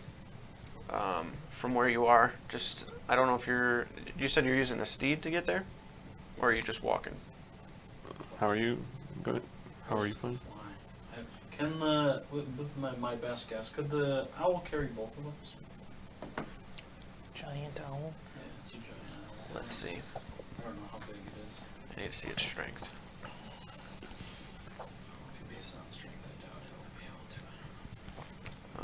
It's 13 strength. Oof. Yeah, so it can carry about 195 pounds. yeah, I don't think you probably weigh like 260. It can carry Azrael. That doesn't really help. How fast is the horse? Your Spear Wolf might be able to keep up a lot better than you would. Yeah. You need the stat block. I think he's Oh, fuck. It's a nightmare, isn't it? 170. Yeah, it is a nightmare. Yeah, I mean, I probably would just try Speed of 60. Yeah, I can basically keep up with that. I might lag a little bit behind, but Oh, fuck. Day and a half was on foot. Well, the fucking horse can fly.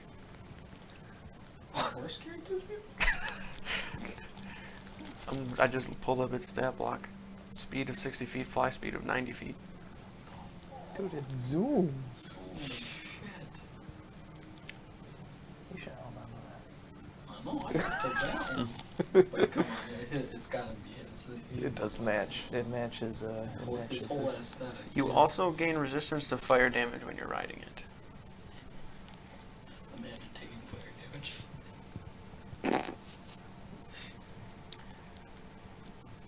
Now both of you can be in my fight. The horse can carry both of you. Was that day and a half walking? Yeah. Alright. Do you want to use that now, or do you want to save it for the lengthier part? Well, it can only last a day, and it's probably going to take If it more carries than a day. both of you, to go though, it'll from- be at half speed. So it's still It, 45. yeah. And then the dash. Well, flying too, I'd say would be a little faster than going like up and down and then through shit. You just kind of Straight right over stuff. It only lasts for a day. And it's probably going to take more than a day to get to where it likely is from there. Right. Yeah, I'd say you probably could get like 2 hours outside of it if you traveled the day worth of what it is. The horse could probably get you pretty close to where like you have like, I'd say 5 hours of foot travel that you have to do like within a day. So where I'm going from the estate? If you go from like the Lyceum and go over to where the estate is, it's like a day and a half away, but I didn't know it could fly. If you just kind of like fly up and over, even with like the 45 feet of flying, it's going to be faster than going like 60, like up and around everything. So it'll get you to a point where like night is starting to approach, but then the next day of travel for you would only be about 5 or so hours as opposed to... If we fly all the way there, then I give you the owl. You can fly in at night, and then right on the roof, do what you need to do, and get out.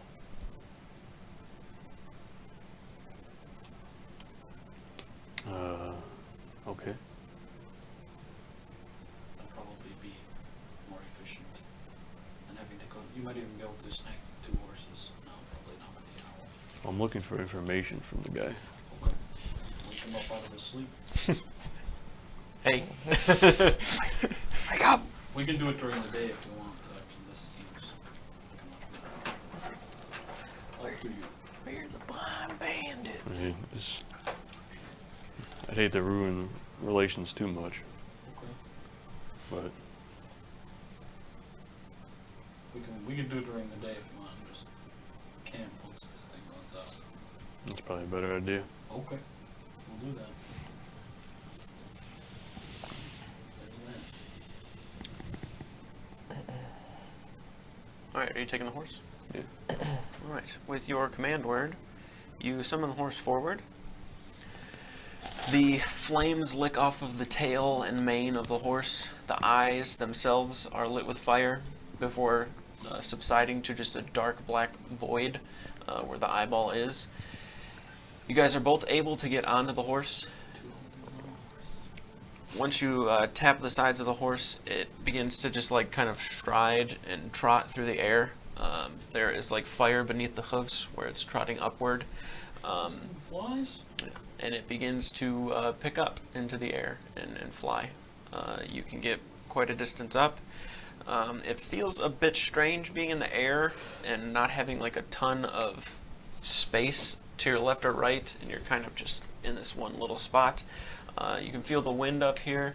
Ripping it with my legs. Yeah, just triangle choke it. But you get up and start to fly over the bit of hills that are there at the bottom part of the Lyceum, along with small bits of mountains. But you travel well into the night before you find a small spot in the forest itself to kind of touch down and camp inside of.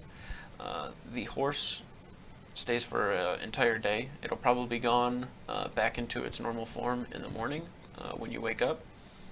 But you guys are able to take a rest here.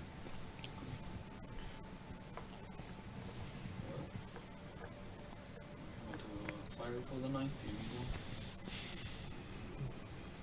So that should be all right. Okay. Just flop on the ground.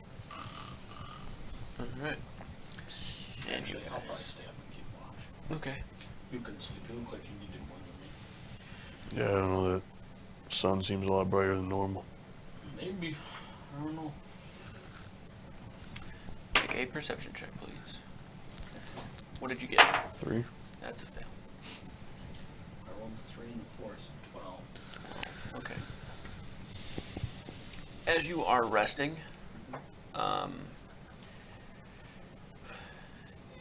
you have,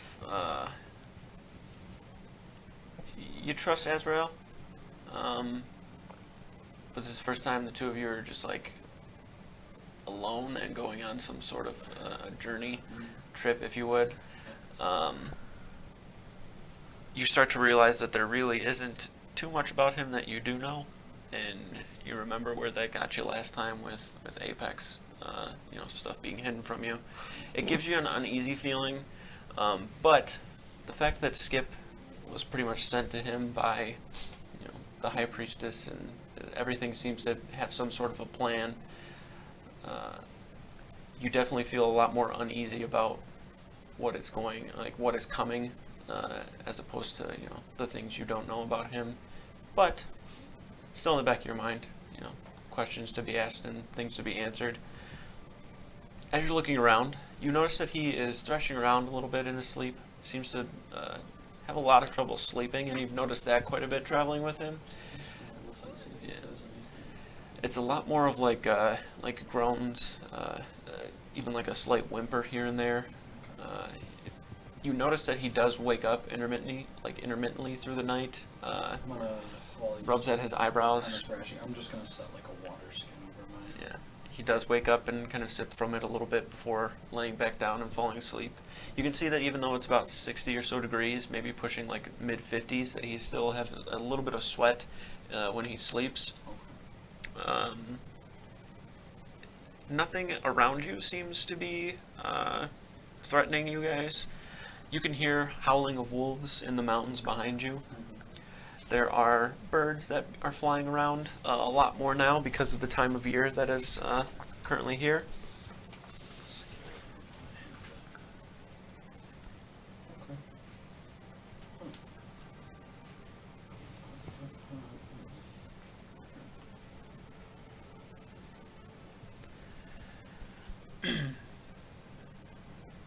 All right.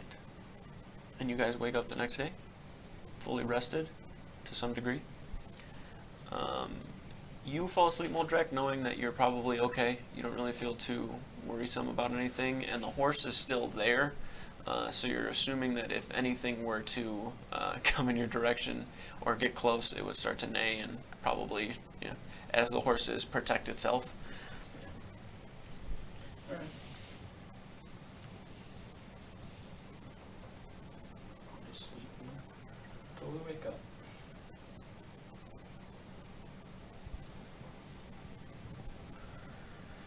Okay.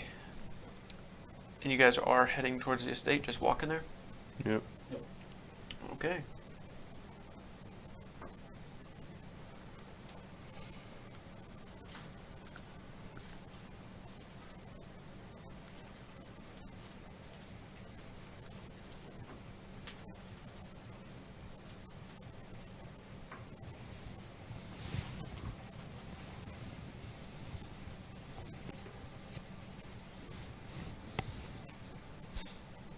All right.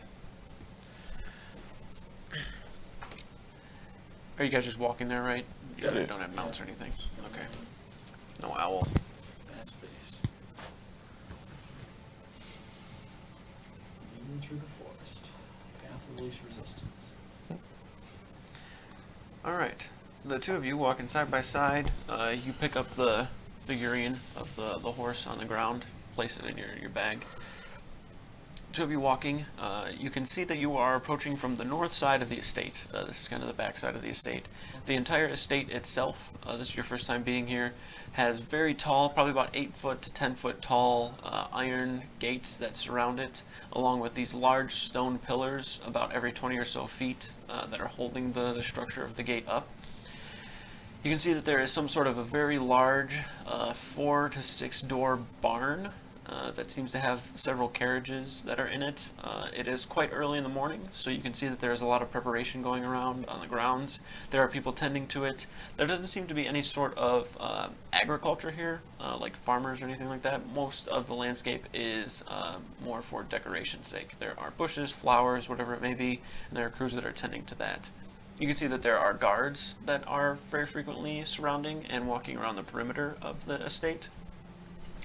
There are 2 or 3 that take notice to you, walking around the backside, and just are watching and looking, seeing if you approach or if you continue to keep walking around. So it's up to you guys if you want to just walk up to them or if you're walking all the way to the front gate. Walk to the front. Okay. When you get up to the front gate, you can see that there are 3 caravans that are actually making their way towards the gate itself.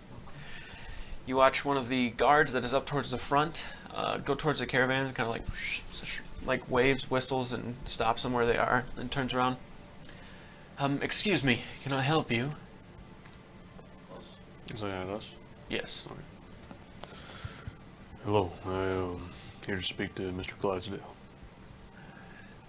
In regards to what? He wasn't expecting any meetings today. He's getting ready to leave. Just tell him it's from his good friend Azrael. Very well. He walks over to the caravan. He's on the outside. Sir, someone's here to see you. And you see him just kind of like waving. All right, open up the gate. The gate opens up and the caravan itself begins to come out. You can see that there are about 4 of these carriages that are horse-drawn. The 2 in the front have very large Clydesdale horses. The carriages themselves are very large, and they're more of a wagon than anything. They seem to have a lot of goods that are inside of them, and there are about 3 or 4 guards to each one as they're making their way out. The 2 front ones leave, and then there's this one that's behind those that is more of a carriage. Seems to be. Peek at the goods, trying to. Yeah, a lot of what is in there seems to be like textile type stuff. Okay. There's a lot of linens, cloths, things of that sort. Every single one of them is branded with what you can see are stamped rather, not branded. 2 C's side by side, and then in the center of those there is a large horse that is standing on a chest with gold, like kind of overfilling it. That is the symbol of Quarrel Clydesdale. The 3rd carriage that approaches, you see inside there is a thin man on the interior. You recognize his face to be Corin. His kind of dirty blondish short hair fluffed over to the side. As he notices, he kind of puts his arm over the door that's there and like looks down. You have some sort of nerve coming back here. Just casually walk away with like his hands in his jacket. How you do, friend? Friend, I kind of lean my head over top of him. Hello. you brought more muscle. You think to intimidate me once more? I have a lot more guards around me this time, and you will not catch me by surprise. I just here asking for some knowledge that you might be able to share with me. And what's it to me? Some gold if you're interested. Gold's better than it being beaten out of me. What do you need? How much business do you do or know about farmers on Ophelia? He opens the door very slightly. Watch this man. He looks over towards the guards. All of them just kind of have their hands on their swords. There's probably about a dozen or so of them as they're standing here.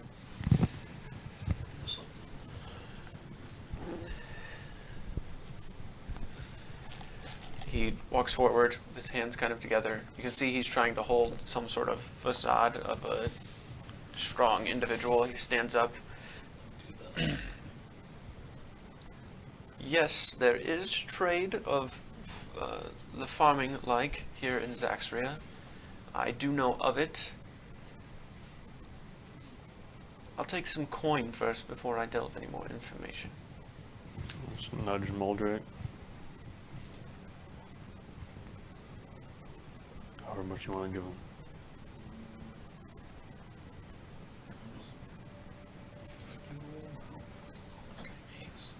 Kind of points. One of the guards just grab it. He doesn't really seem to want to count it. There is a lot of agriculture that occurs here on Ophelia. All sorts of crops and goods. I have a good ledger of who has what, but if you want specifics, you need to let me know what crop it would be. And there's farms all over the place. Craydoon is a big one. Looking for a corn farmer.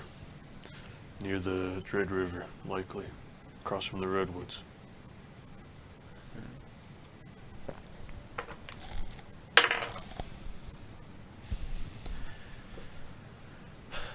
There is a very new settlement that has started there. Many of the refugees that left Teneveth started a small, not small, there was quite a few of them, so they really outdid themselves. They're trying to make a bit of a farming town, if you would. It's kind of very southwest. I believe it does border the river. I think it's probably 2 or 3 miles from the beach. We've dealt with them just a little bit recently. They farm a heavy amount of corn. The land over there is very good for it. It's nice and strong, the soil as well. They do catch occasional water there as well. And the river is right there for access if they need be, if we don't have rain. There's no name to the village or anything yet, but I know that there's probably close to 500 people that are there. Do you have a map, Moldrake? Keep pointing on this map. Where it's at? While he's like pointing at it, can I tell if he's divulging all that he knows? Go ahead and make an insight check. Natural 20, 28.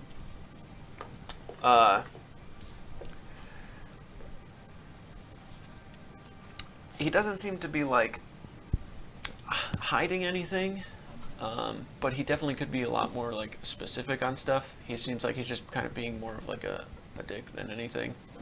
He doesn't seem like he's hiding any like super important information. He's just being like facetious with stuff. Excellent. He points to it. Got it. Well, that's all I needed. However, it's gonna be a long journey there. How much do those your famous Clydesdale horses go for? Usually, That one that could fit me. yeah, the Clydesdales are big horses, yeah. Typically, when we sell the horses, we do through Grunswick, the exchange, when we sell them. Typically, any horse will run you anywhere from 2,000 to 3,000. They're good steeds, and they have a name to them. 200 to 300. I have other horses. You can always try Grunswick as well. Regular horses? I'll just look at some of your others then. Sure. Why not?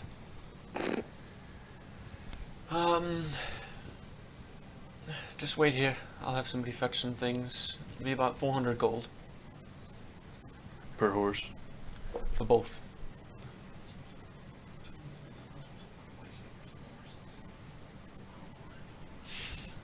Takes the gold. Has one of the guards begin to go fetch a horse, or both of them. Mini horse. You know, last time you were here, Right, the donkey. the men that came after you, I did my best to keep everything a secret, but I think that they did some speaking with my men, and at least knew that you were here. So I'd say, watch your back. I'd say watch yours as well. I see you have stepped up your security a little bit. Yeah, for good reason. You're lucky I didn't have them just kill you when I saw you. Well, that would have ruined your business and all of Zaxria quite well, so I'm glad you did. They'll be bringing your horses shortly. I'll be on my way. Thank you very much. Now, please, Nice day. don't return here. You're not welcome. I don't know why you showed up like you are, walking around. You don't even have a lick of fear in your eyes. It scares the shit out of me. So please, just do us both a favor, and let's not be affiliated with one another anymore. Works for me. Have a good If you day. need business done, the Brunswick Exchange funnels a lot of it, so look for it there. He jumps in to the carriage. Take care. He takes the small curtains that are inside and covers the door. Have a day. Have a day. And then they make their way onward, where probably about 15 or so guards are left.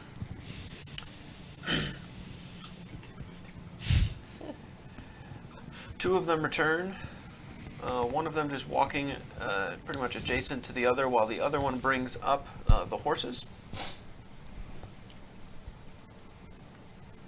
All right.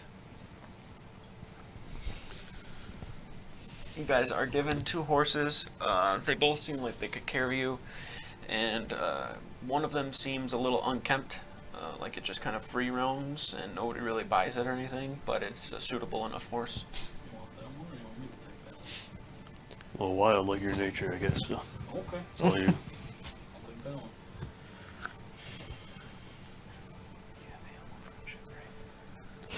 All right. All right. Well, you got a rough idea where that is? Oh yeah, I can lead the way. All right. After you. I'll start leading him towards the settlement. All right.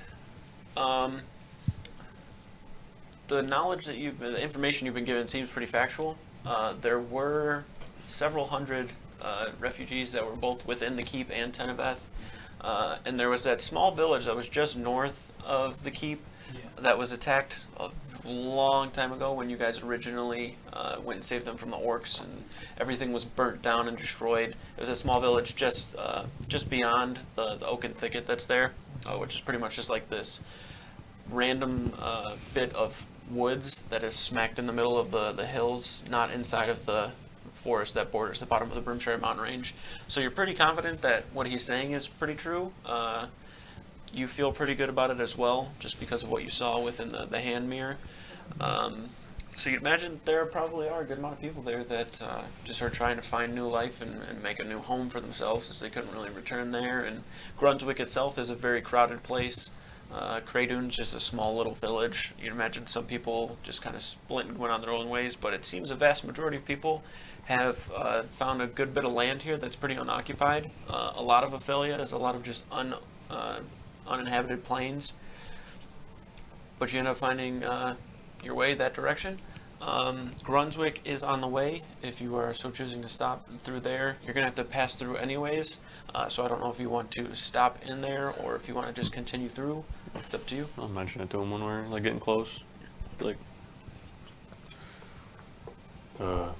shit, might as well if Brunswick's approaching.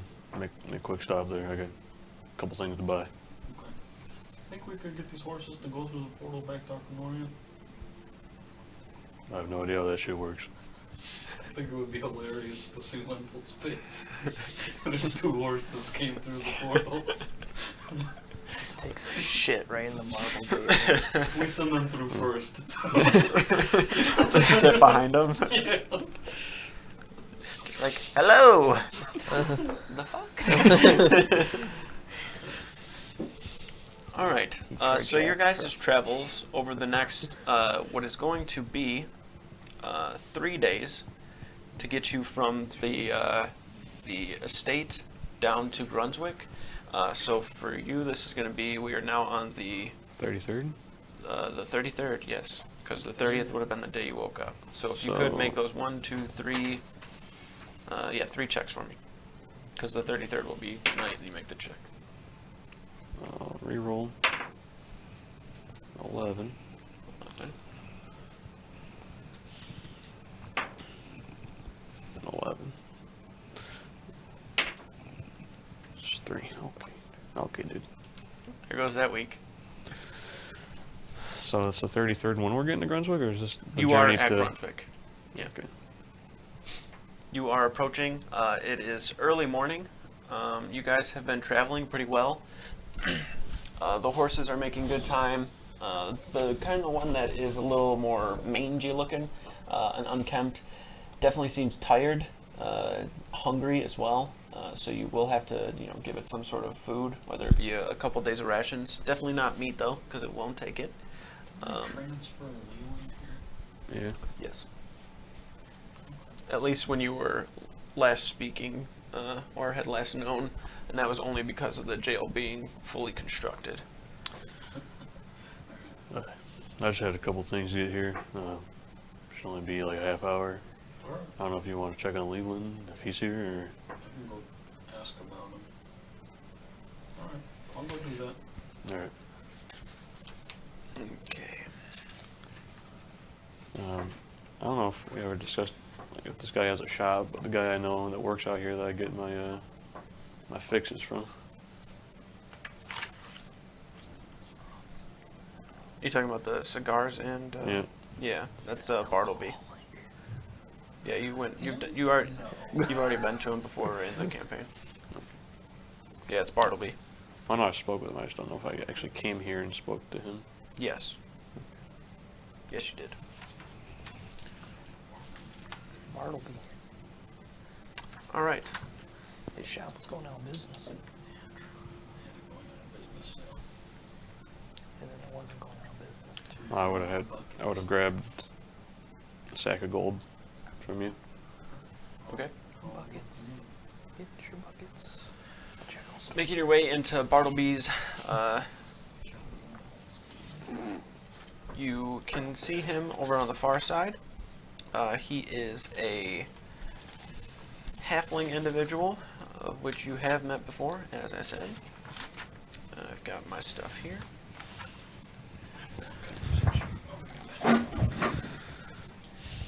Bartleby's Odds and Ends is the name of the general store that is here. Make your way inside to find a halfling individual. He's got like a cowboy hat on, like a light kind of grayish button up, and darker brown leather pants with cowboy boots. He is walking around on the inside. The interior of here is well kept. There are books, general odds and like goods. There's also a few odds and ends that are just out of the ordinary. They're not like magical by any means, but they're just strange little knickknacks that are sitting around. You can see a small constructed metallic, what appears to be like a bench, but it's got what appears to be something put on it that has made it more of like a foot type of, like a shoe rack where a bunch of shoes have been placed on. A lot of the things inside of here seem to be reused type of materials. Like a lot of the shelves are like dressers that have the drawers taken out. But when he sees you walk in, hey, Azrael, how are you? Bartleby. I'm good, how are you? I'm good. I just got a new shipment of cigars and liquor if you would like some. Send them my way. All right. How much we looking for? I think I'm going to be a while All for right. my next visit after this. Right.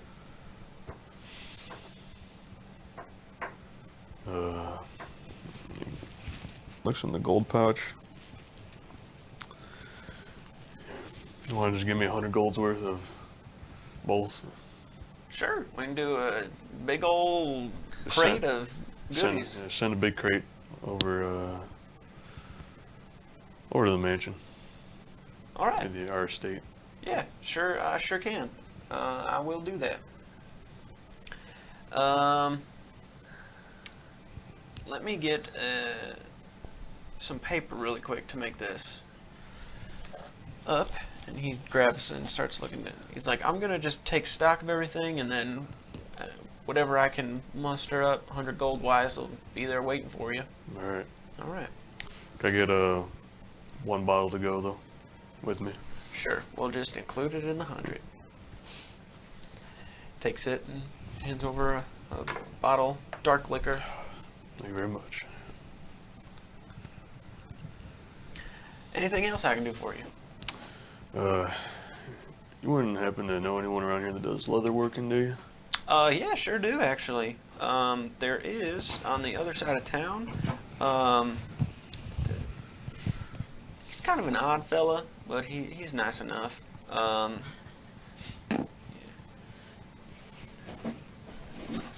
Here, let me give you his name. All right. You take this, you walk on over there, and you tell him that Bartleby's saying it. Will do. And bring this on over there for me too. That should actually get him in some good graces with you. He hands you over what appears to be a small little cloth wrapped around some form of cookies.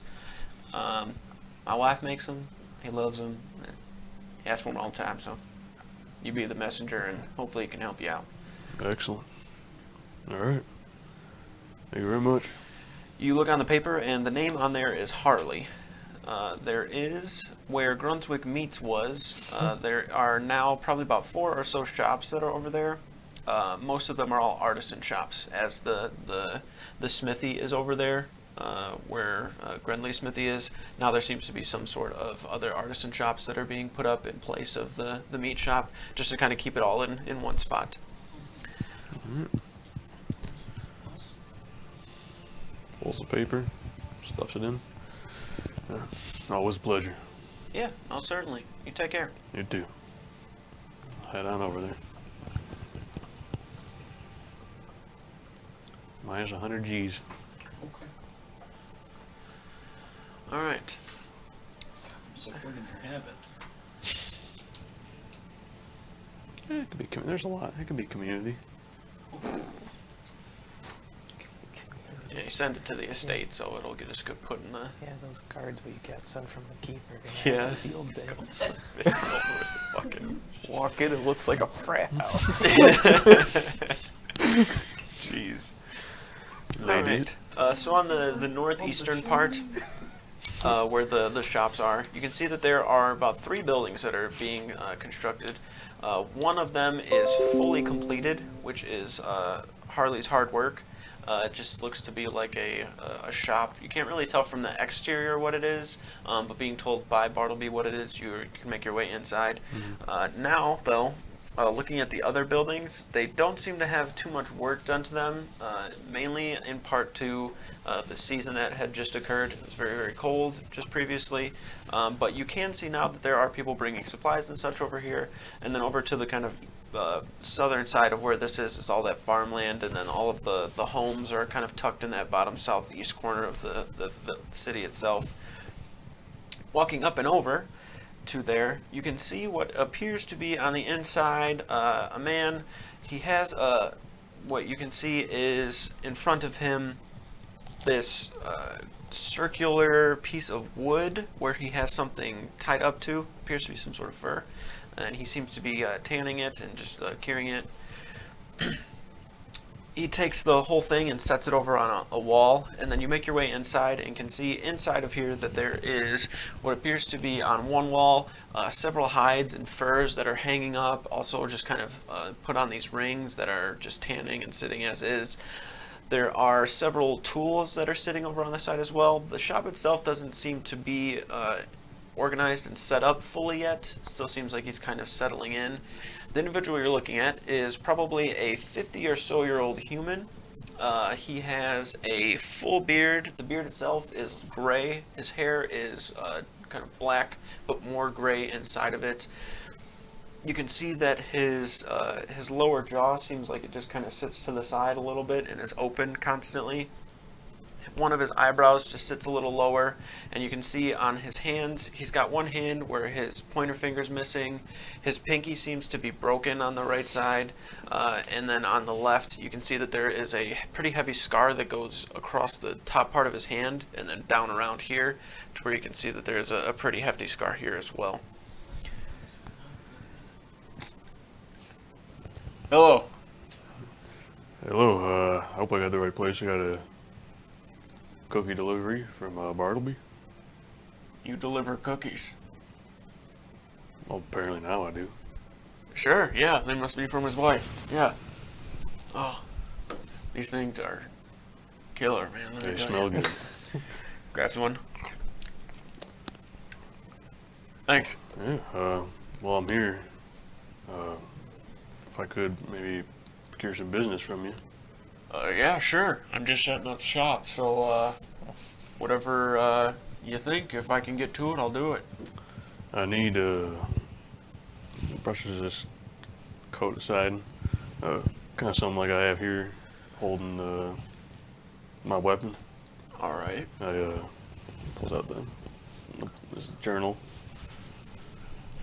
flips to the drawings of the custom holster and puts it on the table. It's kind of got like 2 compartments that fit within one, All right. You're somewhat of an artiste. a little bit. Yeah, I mean, I don't have any work for me, so I mean, you give me probably about an hour or two, I can whip something up. If you don't like it, I can fine tune it, but we'll see what we can do. Sure. What kind of leather are we looking for? Dark, light, brown, gray, black? Do black. Black leather? Yeah, no problem. So for materials alone, I'll probably charge you about 8 gold pieces. Labor, we can do 5, so 13. Pull 15 out. Appreciate it. Yeah, Alright. give me 2 hours and just head on back and we'll see what we got. All right, sounds good. Name is Azrael. Name's Harley, but you knew that. Yep, I sure did. I'll be back. Alright. Marco's just walking around, see if I see Moldrak or Yeah, anything going on. he's just walking around on the horse. He seems to be enjoying it. He's in the same spot and has pretty much just been like walking through the market and just going around. You see Leland or anything? I'm circling around them. What? You see Leland or anything? Oh, I forgot to do that. All right. Well, I'm gonna do that now. I'm got a case of booze and cigars going to the estate, Okay. and getting a new holster. Should be done in an hour to 2. Okay. We can go do that if you want to. We can go check on Leland if you want. Sure. Might as well go with you. Hop on. Sure. Alright. You guys trot through town in the medieval equivalent of a tandem bicycle. Before approaching the jail, which is next to the guard barracks.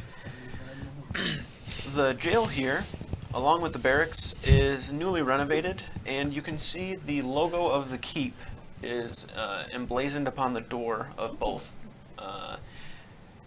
Primarily due to the influence that was previously set here by Leland. Yeah, the symbol of the keep is essentially what you see on that. It's just a shield with 2 swords crossing over it. We have like a badge with that. Yeah, yeah. It's always been like that. We just don't reiterate it a ton. But yeah, the shield with the 2 swords crossing over it. It's very basic, but everybody knows what it is. Keepers.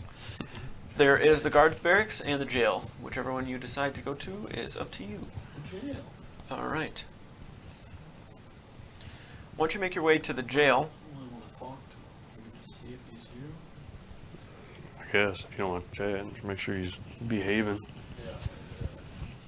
I guess we'll just go try to speak to the warden, make sure everything's going okay. They have all the people they need. Sure. once you make your way inside, you not 100% sure if you guys were ever actually in here. But this jail is set up in such a way where there's a foundation essentially built underneath that's much like a basement, and there are trap doors that go down into the jail cells. They're not actually like all up on top, but there are some that are towards the back on top. But most of the jail cells, there's probably about a dozen or so on each side, and they're just trap doors with like padlocks on them. You know that the butcher shop had a basement that was created in it. There is a basement in the smithy that is here. They do have a basement in the Hearthfire Inn as well, but that's more for storage. So a good in the Brunswick Exchange as well. There is a good amount of carpentry and kind of construction work that is within Brunswick. They're kind of ahead of most other places when it comes to that. But you can see that there are the jail cells are kind of to the back behind where there's this front counter space, which is essentially just a huge stone slab that has inside of it, there's one little like half door spot that you can kind of go through, but seems to be being renovated and moved down, so the stone has been broken, and it looks like there's a lot of metal bars that are getting ready to be placed up in front of that instead of it just being a wood door that just goes in and out. And you can see on the other side of this counter, I've been waiting to do this for a while, there is someone very recognizable to you, Moldrek. He seems to be older now, and when he sees you, he jumps over the counter and runs up and gives you a hug. This is Charlie Heedsman. He seems to be probably about 16 or so now. He is definitely older. Yeah. He kind of... Moldrek! Really good to see you. You too. Where is everyone? Are they here? No, they're off in a different place at the moment. Oh, all right. Well, I'm quite big now. yeah. I practice with the axe sometimes. I got it remade. Yeah? Yeah, it's super heavy. I Yeah. can't actually fight with it, but Well, you're looking pretty strong. Shouldn't be too long. you can see that he does have some meat on his bones now. He looks like a strong kid. He has, what you can see on is keep like soldier type uniform. He's got like the full get up on, and appears to be, I guess, stationed here, if you would. What are you doing here? Well, we're just we're passing through town on our way somewhere else. We're just here to. Is Leland still here? Do you know? Oh, you know the prisoner. Yeah. Yeah, he is not. They actually transferred him back. Okay. I think that the Keep Jail is up and running. Oh. At least a good amount of cells to where they can hold him. Alright. But he was here for a little while. I actually came over with the initial transport, and I've just kind of been stationed here. I just run the counter. It's quiet. Nothing really too crazy. Occasional tavern brawls, but we stay out of that stuff. That's more for the locals. When did you join Pleasure to meet you, sir. Name's Charlie Heedsman. Azrael. Pleasure. He's a nice guy. He doesn't look like it that much, but he is. How long have you been with the Keep? Oh, after I left village, left Cradoon, I got into the initial training. Mm-hmm. I ran into Skip while I was there. Yeah. I'd say probably 2 years now. Yeah, Oh. Cool. Yeah. Do you like it? I do. It kind of just feels right, you know? It's almost like a way of giving back to, you know? 'Cause after everything that Keep's done for us, we just, I didn't like just sitting in the village and farming away. It just never was me. Nothing wrong with that. Yeah. Well, if he's not here, then we don't have much to worry about.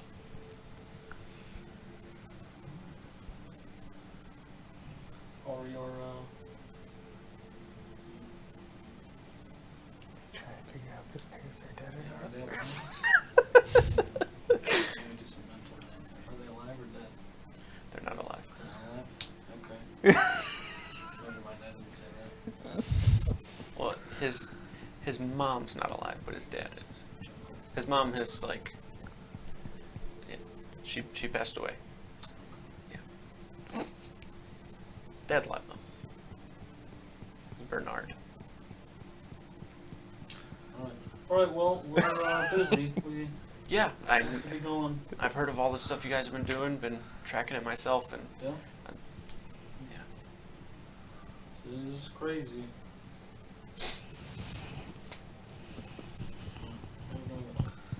Yeah, Nice to see you. you too. Tell everyone I said hi. Yeah, will do. And if you're ever in Brunswick again for an extended period of time, or you find me somewhere else, get some food and catch up, I guess. Sounds good.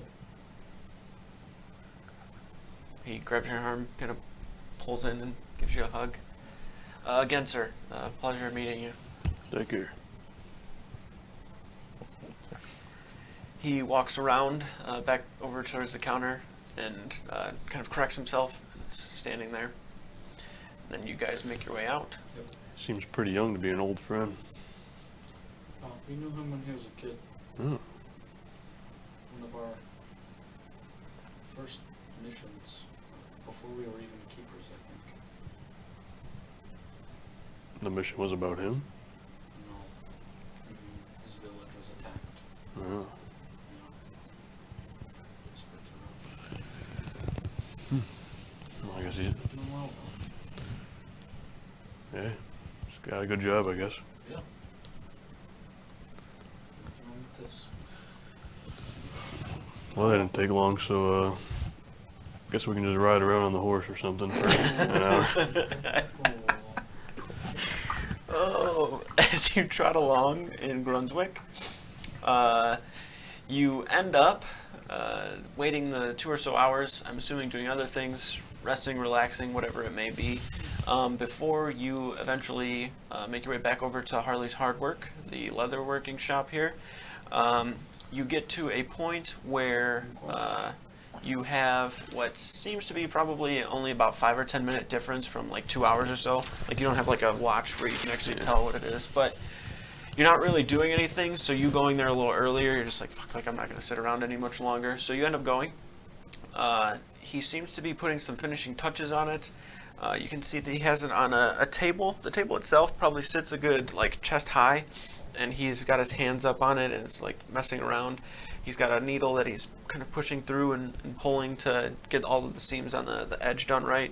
And he's also taking what appears to be, it's not really, like the needle itself is quite thick, and on the end of it there's a very, very thick twine on it. It doesn't seem to be like rope or like thread. It's somewhere right in the middle of it. And he's kind of pushing this needle through and taking a small mallet and smacking that and then pushing it back up and in to get this nice little seam across the holster itself. As you walk in, good timing, I guess. It's pretty close. Just gonna get your input before I do finishing touches and what have you. Sure. Sets it over. It's slightly bigger than you were kind of wanting, but it seems fully functional to what you would need. You're kind of imagining it to be a little bit smaller, but it seems like it'll work. I'm just gonna take it out and Yep. slot it in whatever the side slot for the Electric. yeah. Yeah. That it fits in there pretty good. Just, sit down, take the bag, pull out one of the cylinders or whatever. Yeah. And just attach it in, Mhm. not filled, Right. and then just stick it in the other slot, see if it fits. Yep. It does fit. It just seems like the design itself ended up being a little bigger than you were anticipating it to be, but it seems functional and working. It's got ways to attach to the belt. Mhm. Alright. Well, it looks good to me. All right, just let me do a couple more seams and you should be good. Sets it down and starts weaving it through. Hammer, mallet, thread. Takes him a good 3, maybe 5 minutes. Finishes it up. There you are. Alright.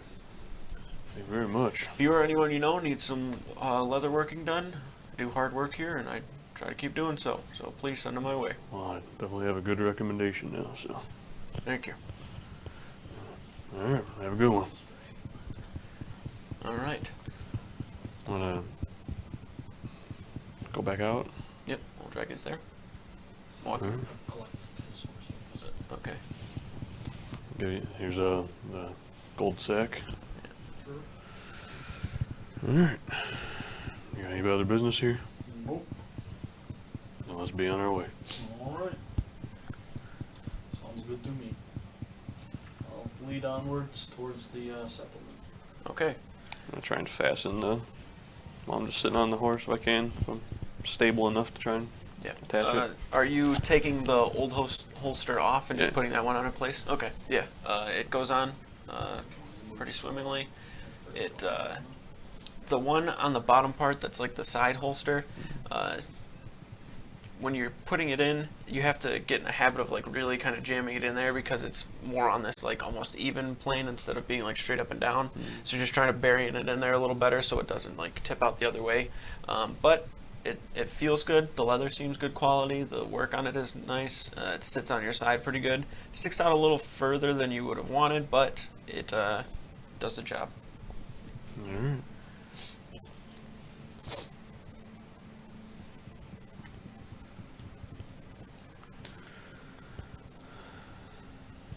All right, and you guys start heading southwest. All right, there is a road on the southwest part of here that has a sign on it that points down that way that just says to Dread River. There isn't really anything else on it other than that. This road that you'll be taking essentially is going to go down that way towards the Dread River, which leads to that bottom bridge, if you can see that. Yeah. And then it essentially goes to that bottom bridge, and then both goes up the side of the river and down the side of the river. But it's probably a good 30 or 40 feet from the actual river itself. But this is essentially where this road is leading you towards. Alright. That's fine. All right. I guess we probably have to head down once we get to the... Yeah, so it's up to you guys if you want to bypass taking the road and just try to cut through and take your best guess as to where it is, or just stay on the road until you think you might come across something. Do I think we could save a good amount of time cutting across? You think if you got the location right, you could. But the plains are pretty vast and wide. There's not like a ton of landmarks other than, you know, the actual river itself and the beach that's there. So cutting across kind of is a little bit of a risk that you run. But you definitely know that you would save time doing so, but also potentially add time onto it for not having gone in the right direction, essentially. We'll just take the road. Okay. Yeah, you'd imagine from here, at least getting to the bridge is 3 days. So in that 3 days, you'd imagine outside of that, you're no more than 2 days out from wherever you need to be, just in like a, you know, mile or not mile, so but several miles span of where the buildings or the settlement could be. Alright. All right. So, Azrael, if you could make 2 checks for me. Gee, both fails. It's 7. All fails. Yeah. Can I, one night while I see him thrashing around, just kind of like, I don't think it'll do anything, but I just want to try and cast Lesser Restoration. Yeah. Okay. Yeah. Oh you wait, I think that was removed from my spell list. you'd Maybe have it to check was, that. and I just... It, I swear think it. I reprinted think. my spell sheet, but it's yeah. still on there. Yeah, I think it is because it's directed towards the restoration Yeah. side of it only. Never Yeah. mind. It wouldn't really do anything anyhow. It's something far beyond that. Alright. Oh well. Alright, it's a 4 this time. Okay.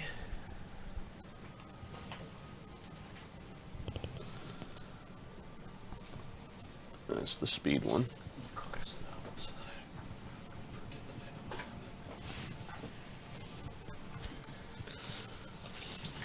From the sheet.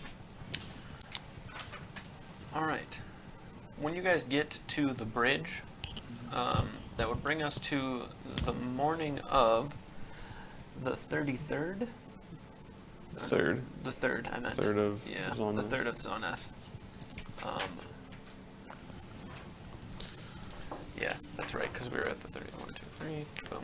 Yeah, so you're at the morning of the 3rd of Zoneth.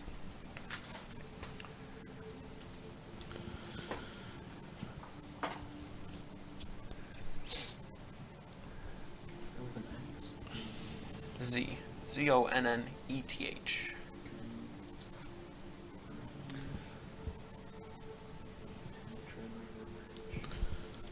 The only thing he has to do before you go there is he's gonna have a conversation with Wildrek during the night before we're gonna arrive. Yeah.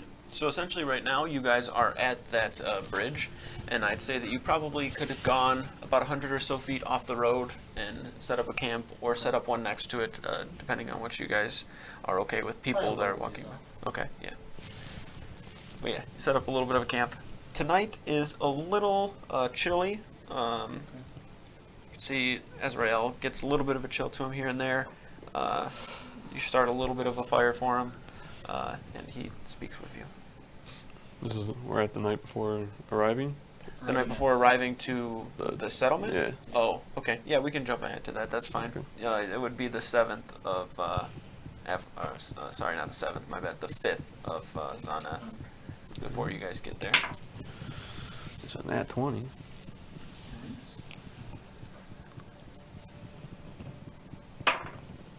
That's a 17. That's a success. Hey. Alright. Starting this week off a little better.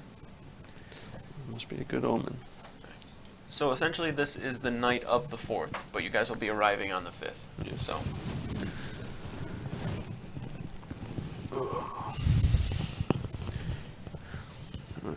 Sets down whatever he's eating his little meal out of. Alright. I guess it's time to talk about why we're here. Sure. There's someone in the settlement who I'm after. Alright. He's a demon. Like a demon? Yeah. Okay. He's not going to be looking like a demon, though. Okay. He's disguised as this farmer. You know what his human form looks like? I saw him in the mirror. Okay. Thank you again for that. Mm-hmm. He looked kind of just like a scraggly old farmer, beard, brown red hair. Do you have a way to sniff him out or reveal his true nature? If I'm close enough, yeah. Okay. He, ain't no way to sugarcoat this. He needs to die. So, I mean, if he's a demon, I'm Yeah. fine. You know, was there an actual person that he's invading, or? no, it should just be a different form. I mean, I have no qualms about fighting a demon. Problem is, he's probably gonna have a fake family, I guess, and not his real family. There's gonna be other people there, likely. Are they more demons? Probably not, no. Okay. This is probably something he's been doing for a long time. All right. Well, so should we try and get him away from the rest of them? We can. They call him a babao. Wow. They're shapeshifters, and they like to prey on those that are weak, and with manipulation, and they're very smart. So I'm not really sure the best way to draw him out. We could either go in during the day and just have a talk with him as if he was a farmer. Maybe show us the crop, say we're interested. Maybe take him out into the land, see if he'll come. We could go at night. You could act as someone that is trying to maybe steal his crop or something, or steal something from him. I don't know.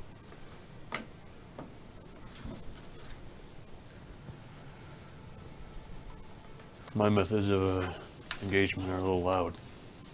Right. That's my only concern. Mm-hmm. I mean, I could use my crossbow, but it's not as effective. Right. Hmm. Either plan works. We don't really look like farmers, but. Well, I was thinking maybe we could be nobles Oh, that want to procure his yield. sure. Hmm. He's likely very strong.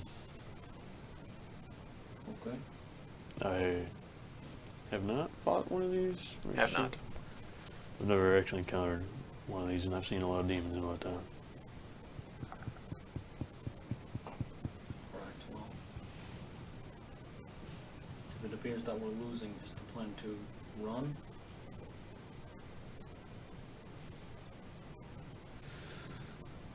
I would hate to. He needs to die. Right. If he doesn't, there's going to be bad things that will happen to the people I care about.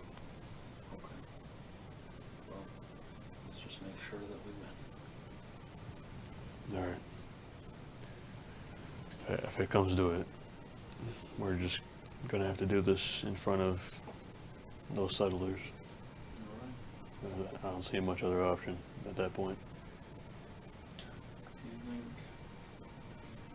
I know there's a lot of them, but do you think it would be worth going to the surrounding houses and explaining who we are and saying, hey, like, this person is dangerous, and I mean, we don't have any proof, but it might clear the area out temporarily.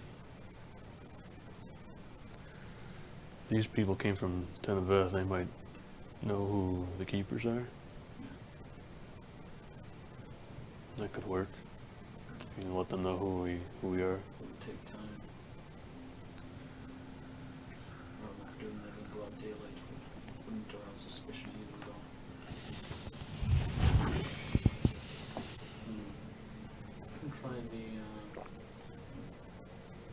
You can try the, going in as, prospective nobles. Maybe I should act as your bodyguard. Yeah, that could be a good idea. I just don't know how smart he is. If he can see through me or know what I do. Right. Yeah, that is my concern as well with that plan. I mean, if he starts to run, there's nowhere to run. It's just all field and crop. But How do we get, if we did, have me pose as somebody stealing crops, how do we get his attention?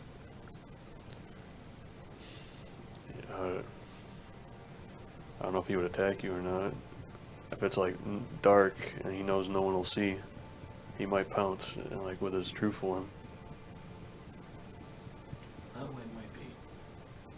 I mean, if we had a way where, I could at least conceal my face, even if that plan failed, I could try to get away and then we could go back as the prospective nobles. Alright.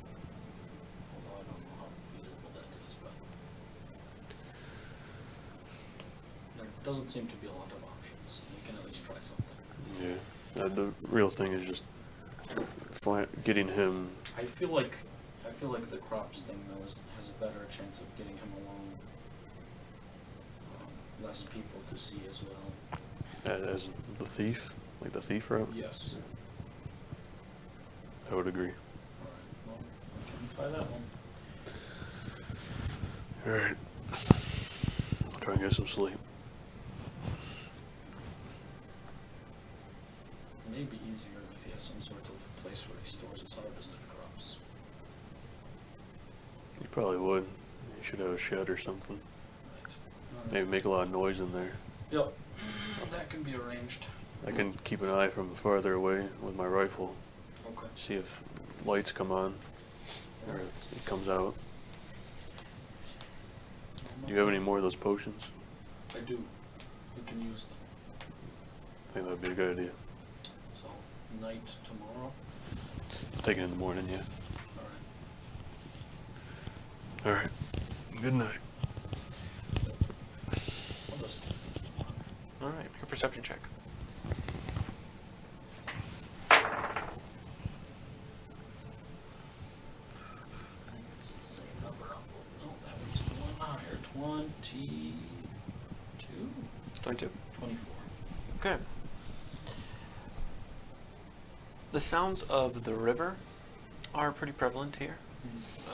The river where you are is quite strong as it's kind of bottling out towards the ocean at this point. The current pushes out that way from here. Other than the river, it's hard to really hear anything else. You see the occasional creature of the field running around, whether it be a small mouse, rabbits. Your eyes are very keen and can catch these things as they, pounce around. You do watch a pretty large winged bird fly past and across. Looks to be some form of an eagle, but it's not like a lumeron. It just seems to be like a brown type of colored eagle. Nothing seems to be of any sort of danger, though. Okay. After a while, I'll just go to sleep then. All right. You guys rest. Wake up the next day. The horses are still there. That's cool. You wake up to one of them sifting around through Ezrael's bag. It is the kind of mangier-looking one, the unkempt one, trying to find like something to eat in there. Boy. What are you doing, man? Take some food out of my bag. Reaches forward and the lips like smack against your paw as it's grabbing the food.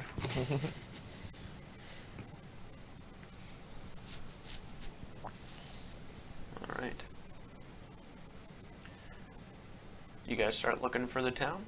Yep. I'm gonna head south down the road. Because Mhm. he said it wasn't far from the beach, so. All right. Go ahead and both of you make perception checks for me. Alright. Connor, also, if you'd like to, Mm-hmm. you can make that last check for Alright. the spell. 25. 25. Natural 20, 28. 22. All right. So you successfully learned the spell. I did. Oh. Could I keep an eye out to see if there's, like, in the off path of the roads and stuff, if there's any demon-looking tracks, like Ooh. slight, non-humanoid feet that have been walking around? Okay. I will use your perception check for that. As for you, Moldrak, you do not smell, or sorry, you smell something. You don't hear or see anything. It smells like wood burning, almost like a campfire would smell, like a bonfire would. And then it brings your attention towards something that you can see. There's probably a good 3 or 4 plumes of smoke. Nothing like too intense, but they just seem to be smokes from like fire. The day today is a little overcast. It's kind of cloudy. It looks like it may rain. Like white smoke. Yes, it appears to just be from like wood burning or something. You look off in the distance and can see, you're looking towards the ocean from where you are, the river being directly to your right. You can see that there is a bit of a slope that goes down into a very large valley where the smoke is coming from. Once you guys walk probably a good 50, maybe 70 or so feet forward, you can see past the slope into the large valley that's down there, and you can see that there is a settlement that is being placed here. Okay. This part of Ophelia is somewhere that you guys really haven't traversed much, primarily due to the fact that there really isn't shit over here. But now that this settlement is being placed here, it is kind of good to know that it is there. And you can see that there is, down the road, like going down, there is some sort of a like almost welcome sign that has been built and constructed and set up. As for you, looking around for any sort of like tracks or anything that seems out of the ordinary, you get brought to the sides of the road. You go over towards the plains a little bit. You're a good distance away from the town itself. There really doesn't seem to be anything out here that seems to be alarming to you in any sort of a way.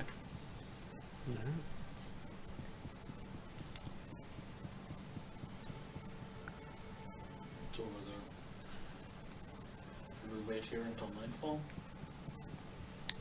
We could probably go figure out which house this is. Oh yeah. Might have a sneakier way of doing that. Well, I'm all ears. Alright. Gonna find a small crittery friend and Okay. use beast sense on it. I don't know if you want me to make a check to find the critter. I assume there's some around. Your perception check is well enough for me to be able to find one. I just kind of get off my horse and sit on the ground and close my eyes and open them, and they're just like a pure white color. I cast beast sense to go through squirrel, I don't know, whatever. It'd be a rabbit Okay. more than anything out here. Gonna hop along Okay. towards the village. Just like in front of Moldrak, like. What the? Must be some shit that I do, like I do. Oh. through the rabbit's eyes, it begins to hop and move around. Do you have control over it when you do this? Oh, Or is maybe it just not. it jumping around? I don't know. Probably don't. I feel like I would have known that before I cast Yeah, the you would spell. have. I'm just trying to figure out. I don't think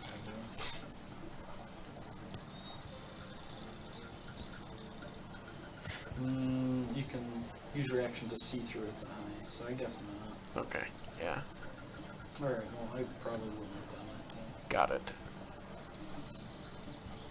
Wildrak sits down and then stands back up and says, wait, never mind. Alright. Never mind, I don't tell you to do that. Alright. I can't imagine there's more than one corn farmer here. Yeah, from this hilltop, can I see it like a cornfield anywhere? So essentially what you're looking at is a lot of the land seems to be in some sort of a state where people are beginning to plow the fields. As for the previous season, where things were what seemed to be probably frozen, you know, whatever was left over, it's more for trying to find some sort of a source of like a seed to replant and grow easier. The ground is being plowed. Actually, looking around here too as well, you'd imagine that there are actually quite a few corn farmers. There's like a good amount of stuff that you would imagine could grow in the area, so people probably just farm whatever they can. From up here, does any of the land starting to look familiar? So, what you are looking at, you're imagining whatever person you're looking for is on the outside, kind of on the western side of the town, just because of what you saw in the mirror, the background of where they were. Everything to the back of them that was between them and the river was just farms that were kind of set up. There is some sort of irrigation system that you can see. It's not like pipes that are like running water or anything down. But it is some sort of troughs that are being like dug into the ground and set up. You can also see, kind of catches your attention, on the direct opposite side of the river, there seems to be some sort of elven camp that is set up right there, and they seem to be primarily made up of what appear to be guards. They're probably there for like a border patrol type of deal, or making sure that they're not doing anything they shouldn't be on the other side here. But nothing, there doesn't seem to be any like conflict where there's like, they're both on the sides and they're like battling over the river type of deal. They just seem to be there as like an overlook type of deal. Little outpost. Should be on the other end. From what I saw, this whole area right here is the backside. Closer to the river then? Yeah. Alright.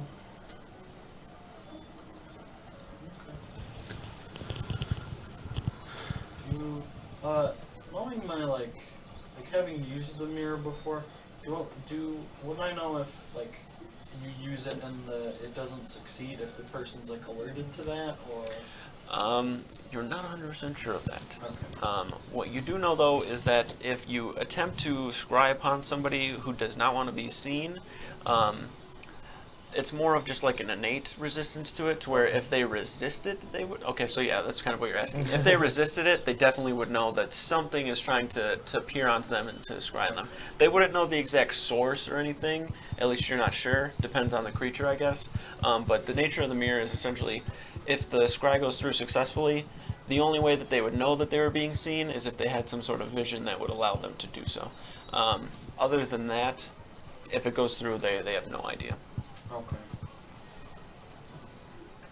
We could try the mirror again. There's also always the chance that they may be alerted to somebody trying to watch them, but... And we do not want him knowing that we're here. Yeah. We could ask somebody on this far side of town if they know where they live. That should be inconspicuous enough. Should we leave our horses here? I feel like I'm pretty conspicuous no matter where I go, but I can cloak up, throw a cloak around my stuff.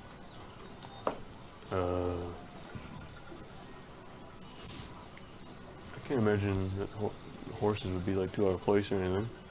You see like a good amount of horses in town?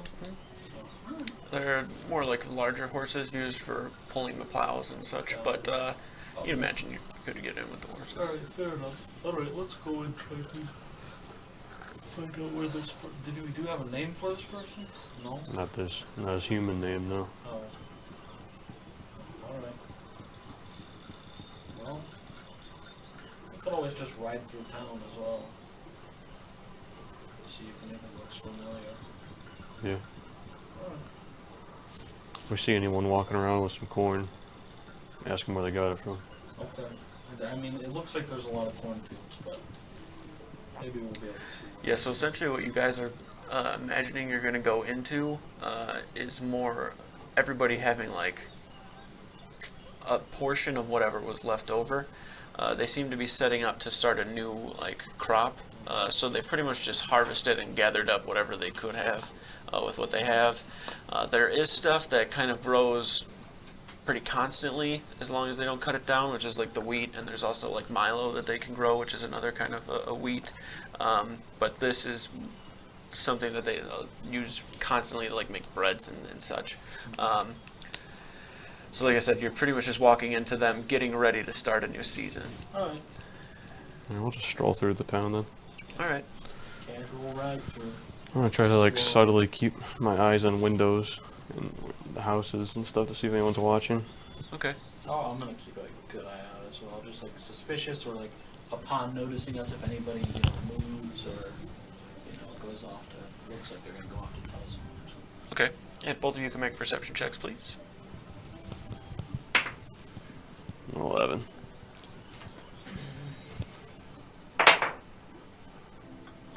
Alright, okay. Alright, as the two of you start to stroll through town, before you get into the town, the large, welcome sign that you see has it's just a large sign. The top part of it says town, the middle says of, and the bottom says Yendel. Yendel, you would know just because of the Dwarven calendar, is the Dwarvish word for hope. You don't think it's a Dwarven town, but they're probably just using the word Yendel for the meaning of hope.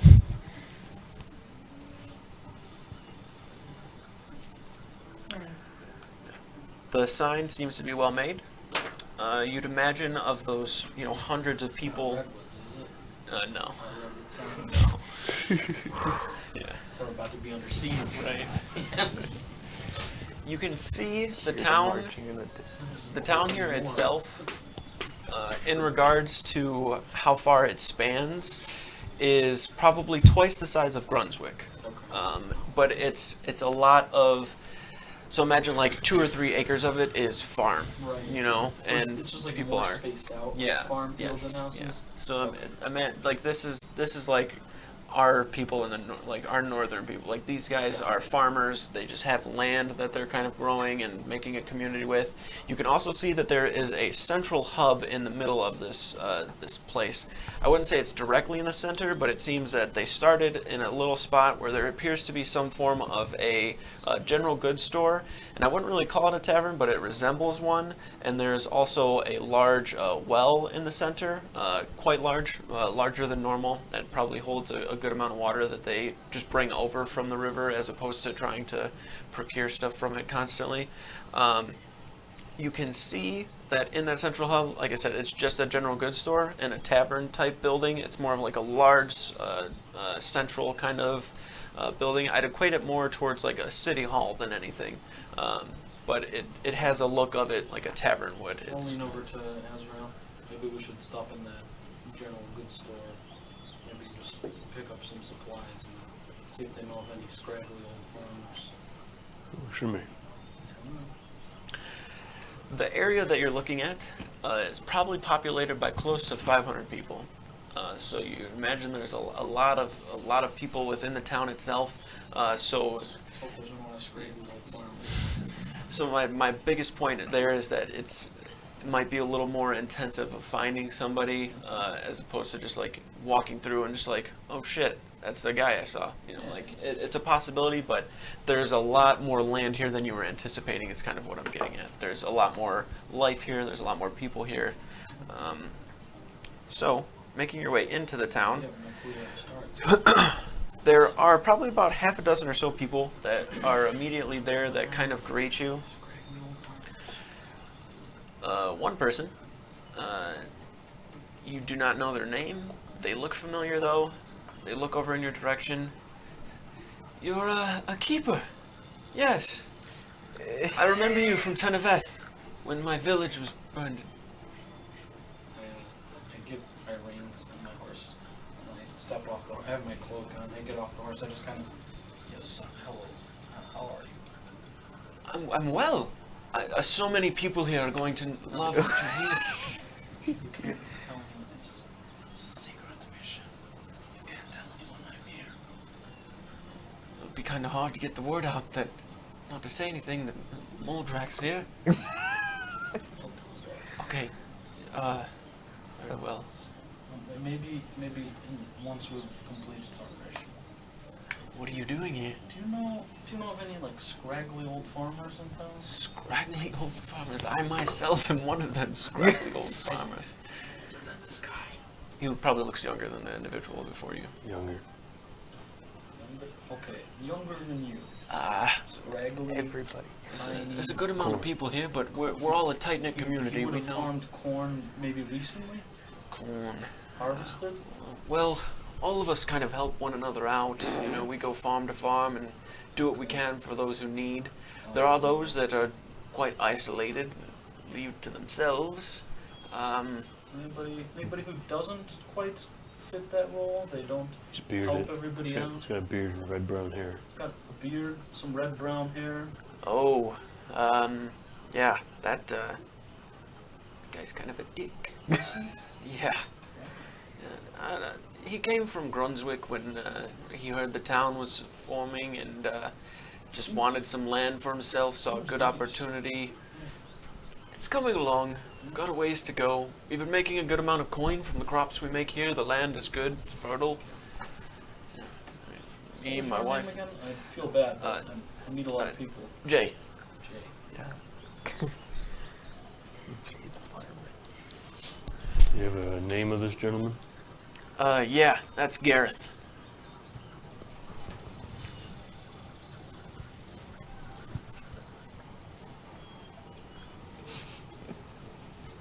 You know where he lives? We need to talk to him. I don't know exactly. I know that he is on the western side of town. There's probably about 6 or so farmers over there. Okay. It's not the southernmost one. That'd be Yeza. She's quite a farmer. This she is. An elven woman. Came from Venore. Okay.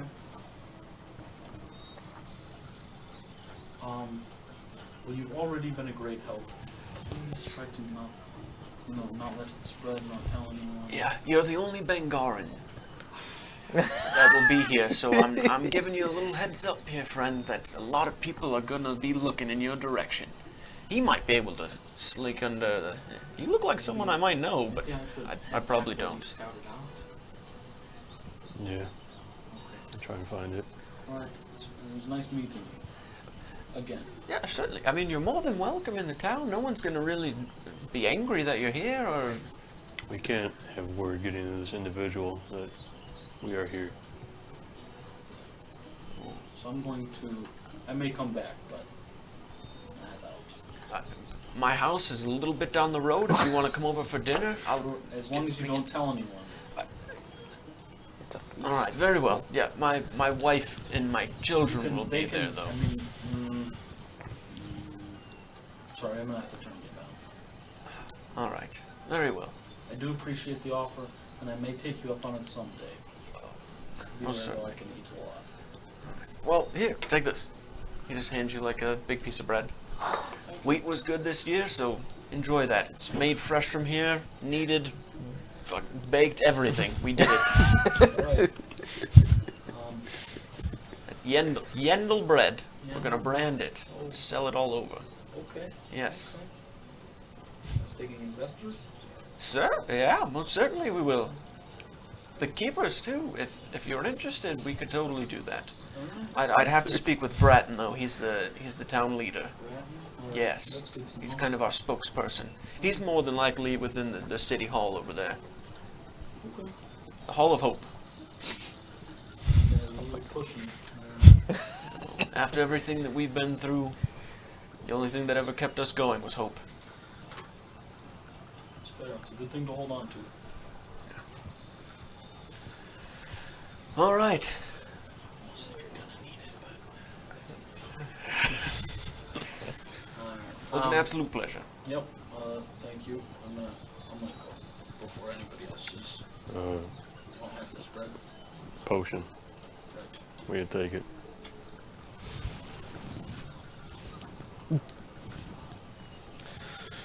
Alright, I'll go see what I can find. Alright. Let me know if you find anything. I'm gonna turn around and peel back up towards the hill.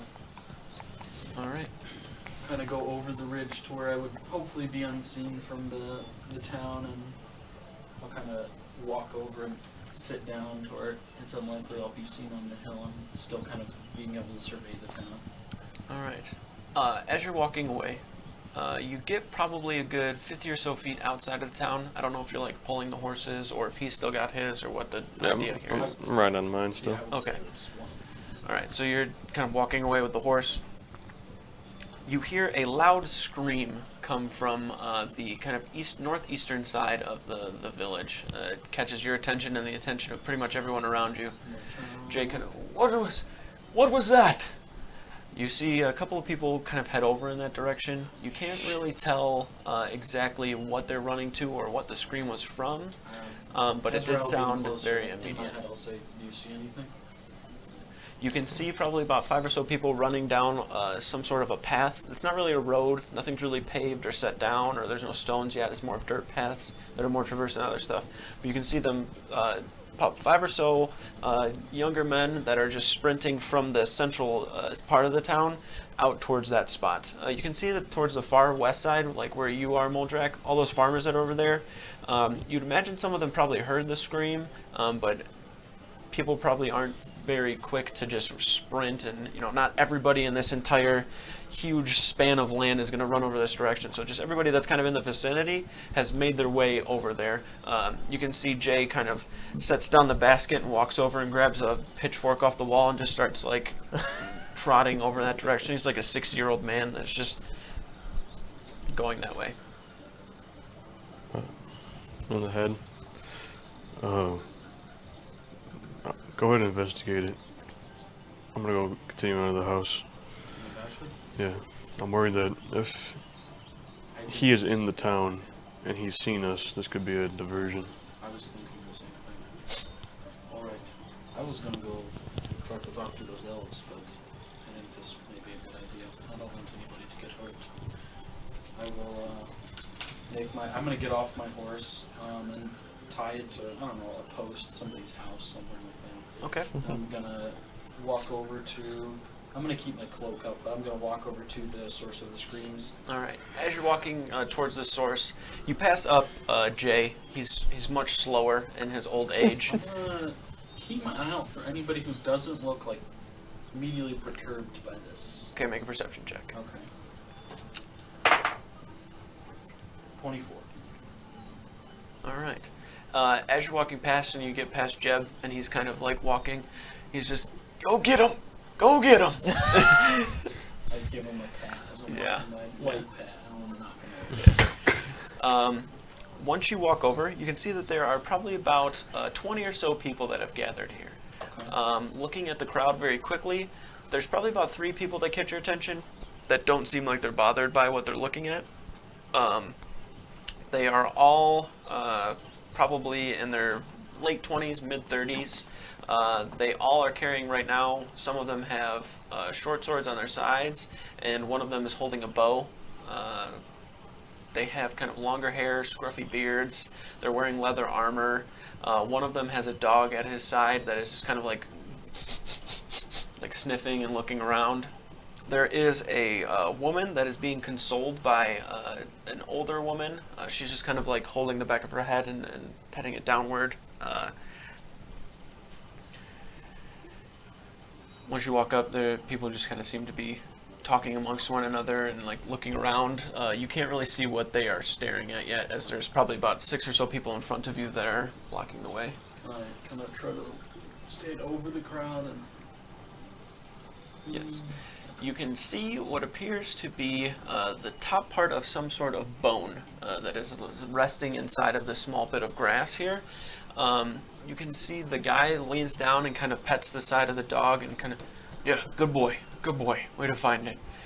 The woman that's there turns around. You can see that she kind of wipes at her eyes a little bit.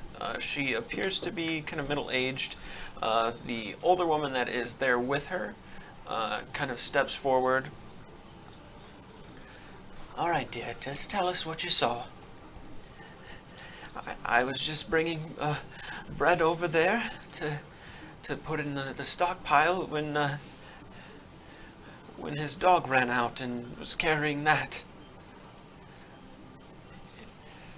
The guy speaks out. It kind of looks fresh, if I'm being honest. You make your way up a little bit and can see what appears to be a skull with the spine like fully attached to it. Relaying the stairs, right? Got it, yeah. There's a skeleton over here. It looks Is there like meat on it still? picked clean. It is almost immaculately clean. Almost, you know, actively clean. Yeah, it like something just down to the bone took whatever was on this off. All that seems to be attached to this, though, is the skull and a good amount of the spinal column that goes down. Nothing else really seems to be attached other than that. You can see, looking at it, if you get a little closer, nobody seems to really like be paying attention to you unless you begin to approach it. Do these three individuals who are less perturbed by it, do they seem like a guard almost? They appear to be something of the sort. You'd imagine the guy that has the dog could be some form of a hunter or something of the likes. He kind of speaks out. Yeah, I've seen animals do stuff like this, but damn, that's clean. They got every lick of meat off of him he could, if it is a him. I'm just kind of waiting at this point to see what it Yep. does. The older woman kind of steps forward. All right. We'll figure it out. Everyone just go to your homes, make sure everyone's there. I know people have been missing and leaving. Well, not missing, but, you know, people leave from time to time. This isn't the life they want. It could be sudden and everything, but nothing to worry about. You know, death does happen. Don't worry yourselves. I'm sure that whatever happened here was natural, and we'll sort it out. Just let me speak to my husband, and we'll figure it out. Do I believe that she believes that? Make an insight check. Okay. In my head when you were saying that, yeah, that's him. 27. 27. Yeah, she doesn't believe what she says. She's just trying to calm everybody down. I mean, I guess I meant... Are there any, like, ill intentions behind what she's... No, she doesn't seem to... Nothing about her really... Strikes me. Yeah, strikes you as bad. Alright. I'd try to casually ask someone there if they've ever seen anything like it in any recent times. They'll definitely know who I am if I ask that. I'm gonna go back to old man who's walking up. Yeah, he's now at the back part of the crowd. I'll lean over to him. Jay, you ever seen anything like this before in town recently, maybe? No, this is the first person we've had here die. I'll say that to Azrael, first time. People have been leaving quite frequently, though, you know. Yeah, you know, sometimes this life isn't what it pans out to be, and people disappear in the night. I'm sure that they don't want to deal with the backlash of us saying, oh, you signed up for something, you know, you have land to take care of, you take care of the damn land. And then some people just, you know, go on their way and don't want to encounter that. I'm also going to say to Azrael, people have been leaving frequently, as far as Jay knows here, but they may have been disappearing. Sounds like disappearing. I can't imagine anyone would want to leave a life like this. Everyone looks like they're doing good here.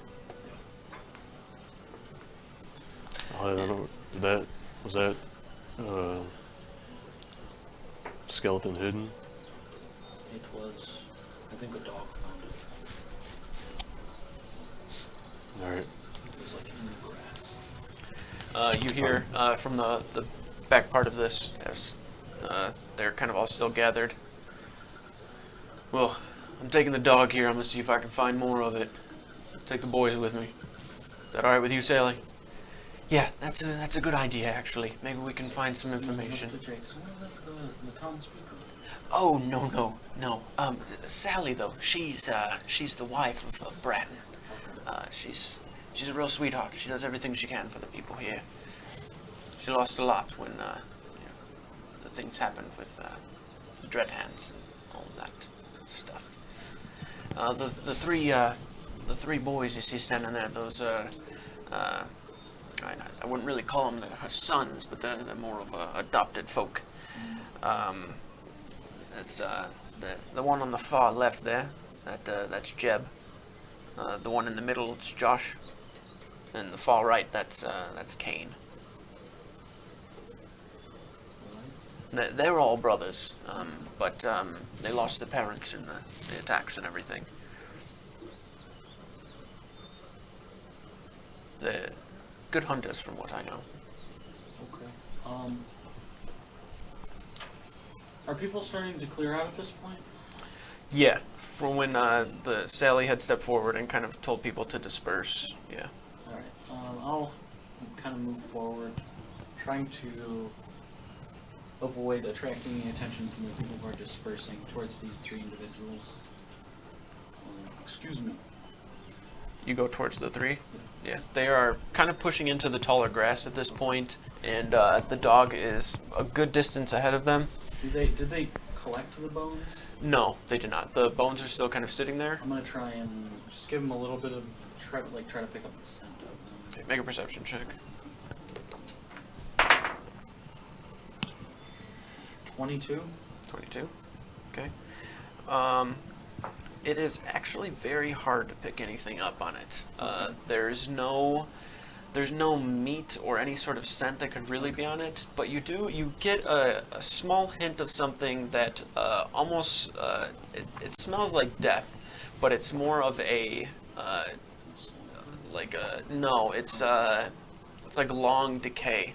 Okay. Like something that is like what you're looking at. The bones are still like almost like this whitish, like yellow hue to them, instead of looking like they've aged. I get a hint of like something rotten. You get a hint of something that is like very, very, very decayed and like dead, like a dead smell. If you want, you can inspect the bones a little further.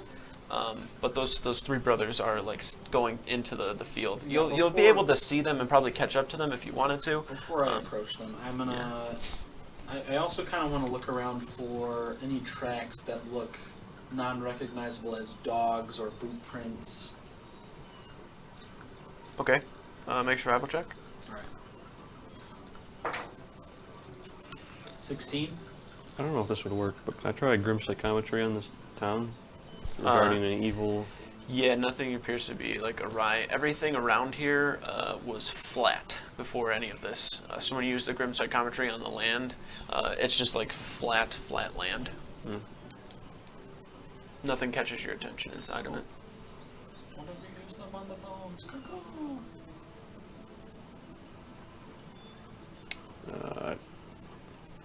Don't know if that would work either. I don't I could try, but that's I don't know how your abilities work. it's a little out of my way. Keep searching. I'm going So, to the houses.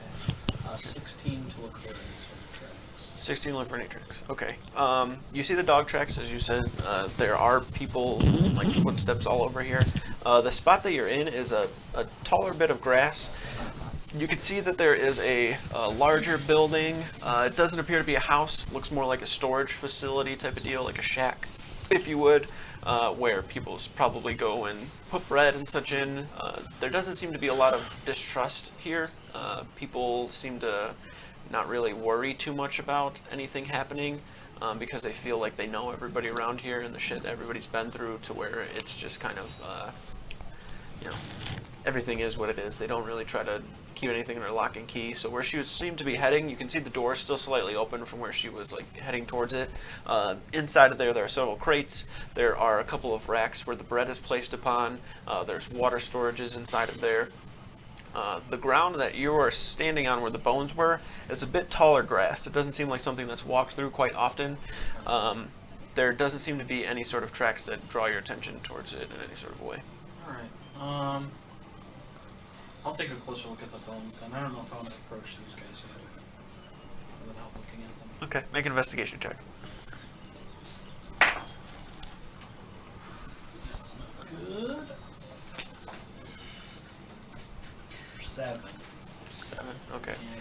As you're walking up to look at the bones, you get a little distracted by somebody walking up and saying, "Aren't you?" And then there's like a little bit of a tap on the back of their head, and then Jay's sitting there. Shh! People can't know he's here. I look to the person who was going to say that. And Sorry. Then he just kind of like walks off. Sorry about that. He turns around and starts like looking to make sure nobody's like walking up towards you. I'm gonna start walking towards the taller grass, towards the 3 individuals. All right. You making your way that way. They're a good distance ahead. They've kind of gotten to like a bit of a brisk walk where the dog is just like pushing them through. You can see the dog is some sort of a larger, almost like a. I wouldn't really call it like a basset type hound, but it's more of like a coon hound looking kind of dog. Very, like thin, orangish red coat. Seems to be on some sort of a scent and is following it. As for you, Azrael, you've made your way to the western side of this town. You can see the western side of this town is just this huge amount of farmland, and there's probably about 6 or so houses that you can see, and then on one of those houses there is like a barn that seems to be being built on the land that it's kind of on. It's a bit strange too, because it seems like everybody just kind of like shares everything around here, but there's just houses that are placed upon it that people, you know, choose as their own home. Nobody seems like they really are owning like land, but they're more a part of the entire idea of the community and like farming it together. So there's just like 6 houses that you can see. That one at the far southern side was the one that you were told that Yeza lives at. Is there anyone outside, like just going about their day? Yeah, or? you can see about 2 or 3 people who are, they don't appear to be like planting seeds or like farming anything down, because everything right now is just kind of like this flat land. But you can see that there is an individual who is like walking his horse and pulling behind that a plow. Stroll up to that individual. All right.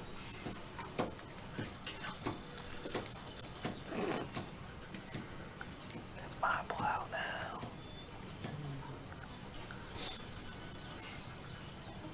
That's my plow now. Congrats, you get a plow. I've always wanted to be a farmer. All right. You walk up to a well-built human man. He has on a tunic. The sleeves on it are ripped and kind of tattered. You can see the clothing he wears is dirtied, but it doesn't seem to be that he's like lacking anything. It's more of just like work clothes. He's got about shin-high boots that he's wearing, and you can see that he's carrying with him some sort of a garden hoe that he seems to be like smacking into the ground every now and then and like pulling a bit of dirt up. Reaches down as you're walking up. The horse that's walking is just kind of like going forward without him as he reaches down and picks up some of the soil and kind of pushes it down. He kind of clicks and the horse stops where it's at as he sees you walking up. How you doing, friend? Good. How about yourself? I'm doing all right. What can I do for you? I'm looking for an individual around here. I'm with the in Brunswick. Do they like the guards or whatever? Do they have like, I don't know, like a sheriff type of thing, or like is there like a? No, it's just kind of like the Guard of Brunswick would be more of what they would be referred to as. I'm with the town of Brunswick. I'm looking for an individual who is wanted there for some crimes that I cannot disclose. Make a deception check.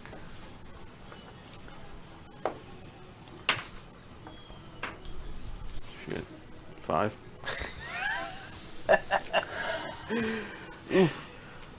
Well, I appreciate someone doing what they're supposed to be doing, but we look out for ours here, and I can assure you whoever it is you're looking for is far beyond whatever it is they once did. Even if they did do what you said they did, or not saying what they did, because you can't say. You know what I'm saying? It is not to anyone else's business of what he has done.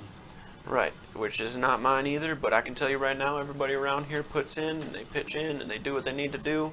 So as far as I'm concerned, they are, they're my own, so I'm looking out for them. I can't go ratting anyone out. I respect that. Thank you, sir. I appreciate that. He kind of clicks at the horse again that begins to walk, and he walks up to the horse and grabs the reins and directs it down to start plowing. Watch where you step to. I just plowed that. His name's Gary. Like, oh, Gary? Fuck Gary! That guy's right there! That guy's a fucking dickhead! Tell you what, we'll get him. We'll get him for you! Watch out for everyone besides Gary. No, please don't do that.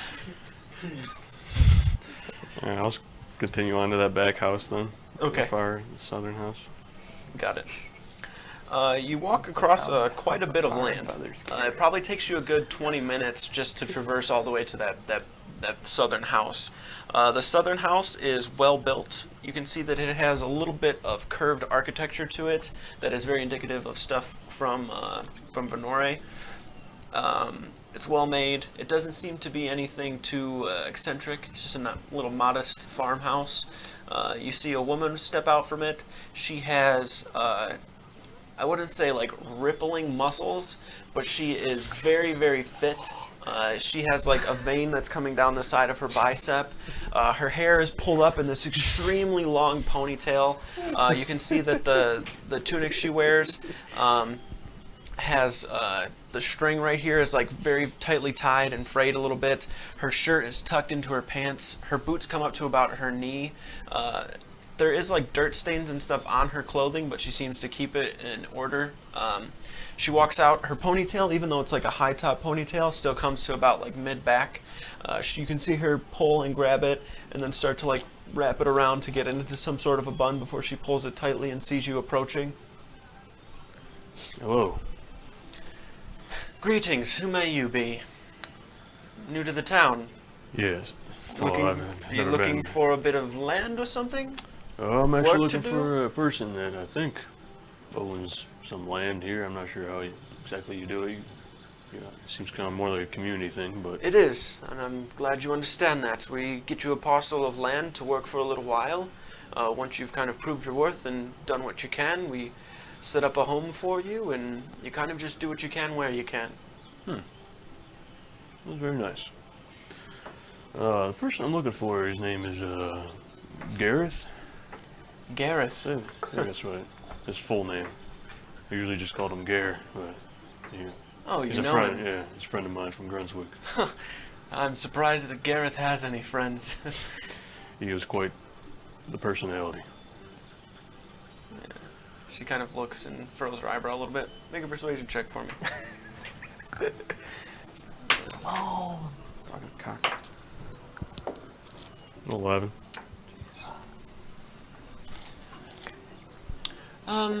last time. Yeah, last I saw Gareth, he was working probably 4 days ago. He was completely plowing out that field and scrapping it. That's what we like to call it. He took what he could from it, put it in the supply, and went in for the night. Haven't seen him since. He's probably resting or probably in the central part of Yandel. Does he reside in one of these homes out here? Yeah, so from where we are, she kind of points forward. You can see that the houses are kind of set up a bit spaced out, but they're pretty much in a straight line. Third house that way. So that one being the first, second, he's the third that way. Oh, all right. I guess I'll go see if he's home. All right. I appreciate the help. He's a bit isolated, but I'm sure if you know him, you Right. won't mind the company. Name's Xavier. All right. Xavier, pleasure. I'll look into some stuff for you if you'd like, unless you're just here to look around.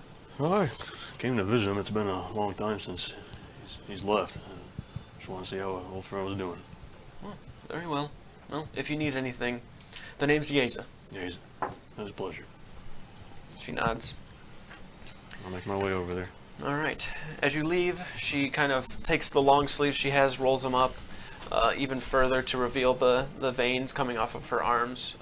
They're not like bodybuilder like ropes of veins that are on her arms.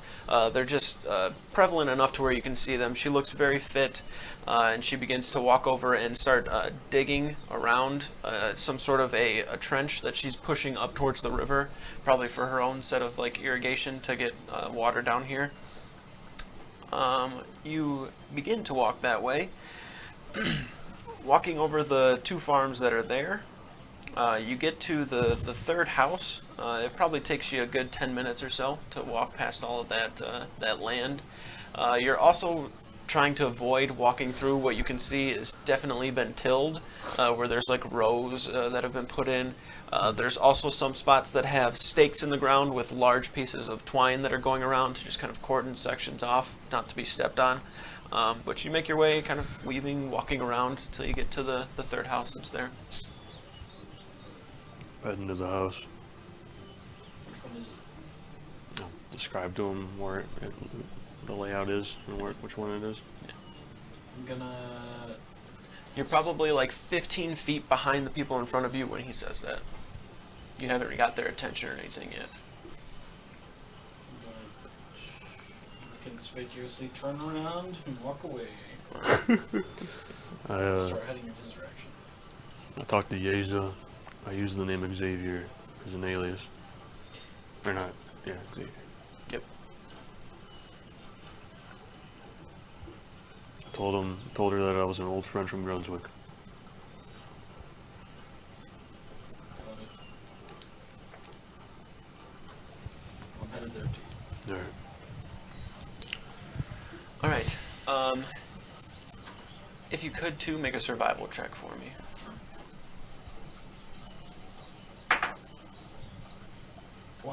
20? Okay.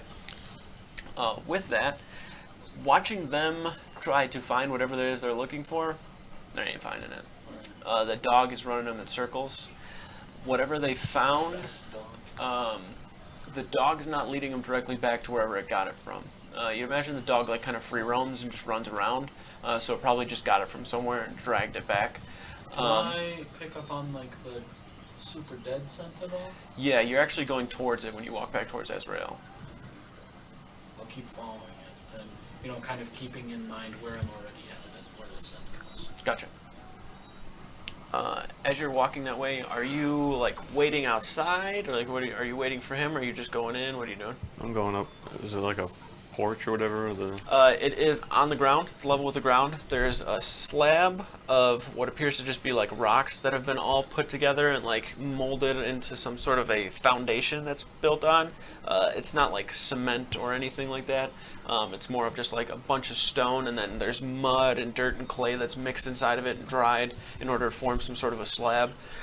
The house itself is probably no bigger than like 20 by 5, like 20 by 10. It's like a long rectangle. Looks like a decent, modest little house. Doesn't look like it could fit a family, but it's probably suitable enough for one person to live in. On the approach, is there like blinds covering the windows or anything? Or? No, but you can see, or you can't see from where you are, but when you get up close, you could tell that the windows were kind of blocked. There's no light or anything coming from inside. It looks dark, like you remembered when you saw in the scrying. It's very dark on the interior. What time of day is it? It's probably pushing into 11 o'clock. Okay. Yeah, so the sun is still pretty high. But like I said, it's overcast. It looks like it might rain, so it's not like super sunny. The sun kind of peeks through here and there. On the approach, I'm gonna load the blessed rounds into my cylinder. Okay. These guys have any sort of weaknesses I should know about? Not as far as the Babao goes.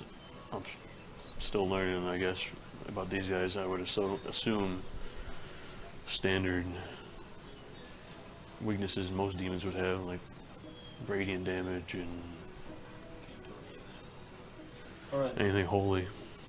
But otherwise, I'm not sure. Gotcha. I'll have to pick up a holy hammer. Especially if we're going where we're going. And I'm gonna take the steed up to the home. Is there like a post or something on the outside of the It doesn't home or appear that anything? there or- is some sort of a post set up. What you do see, though, is a large... It is a post, but it doesn't seem to be intended for horses, but could be used for horses. It's gonna be used for a horse now. All right. Tie it off. Tie it off. You smell something when you get close to the house, as the post is about 10 feet from there. It's a little off-putting. You can't really put your nose on what it is, but it seems to be coming from the house. I'll walk up to the front door. Okay. I'm headed there, so I don't know how far off I am. All right.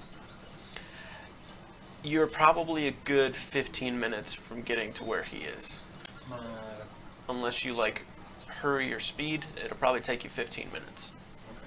I'm gonna pick up the pace, but more like a faster walk as opposed to like a full out sprint. Okay. And you're, like, taking the horse behind you. Oh. I'm gonna get on the horse. Okay. I'm gonna have him like trotting but not sprinting. Got it. Yeah, probably take a good 10 minutes still, but That's definitely fine. less. Approaching the house. Doesn't look like anyone's home, but there's a weird smell coming from the inside. I can smell it all the way over here. Be careful. I'm like 10 minutes away. Alright. I'm gonna put my hand on the door and look at the ring. I need to see the... Do you have the ring at all? I need to see I the... don't have a card, it's in the specifics. Discord. Yeah, let me grab it. I Should know be I put it pinned. there. Yeah. I just want to see the specifics of it. Even sprinting, I feel like I'd still be at least 5 minutes away. So. Yeah. If I find him and I get a shot, I can get a shot off on him. He'll never be able to get away from me. He So says danger, danger, danger. Obviously, I'll break into a sprint. But Danger, danger. well, you know, whatever he says, I'm fighting this guy. Shots fired. I mean, I'm I sure got shots fired at the South Ranch. 10 I'll be like, 3 we're requesting backup. "You're gunshot. Back up, en route." Get one of those cannot sticky find lights it. and put it on the horse's head. Response time is 3 minutes.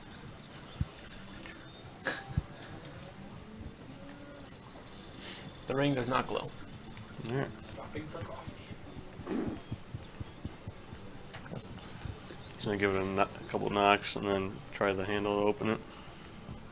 The handle does not open. But there is no response from the knock. Well, the door is locked. But it's the door. The handle turns, but when you push, it seems like there's some sort of like a bolt or something on the other side. And then go around to the back side. Okay. Here's Johnny. On the back side, there is just a single window that's kind of higher up.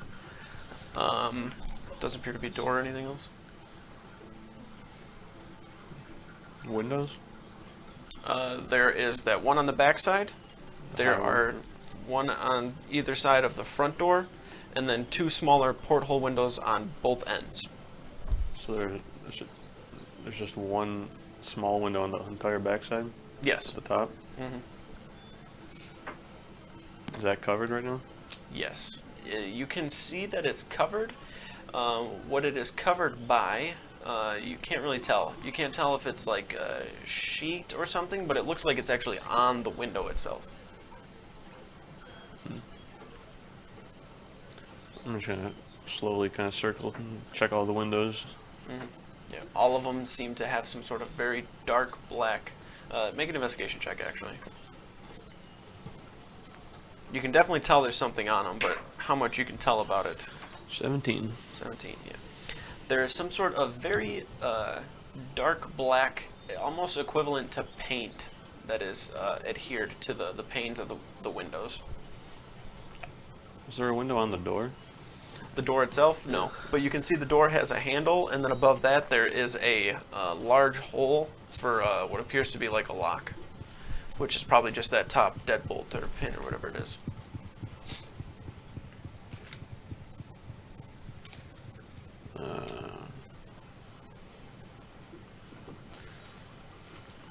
I'm proficient with these tools, but I don't have any. Would I know what on me I could use to like improvise?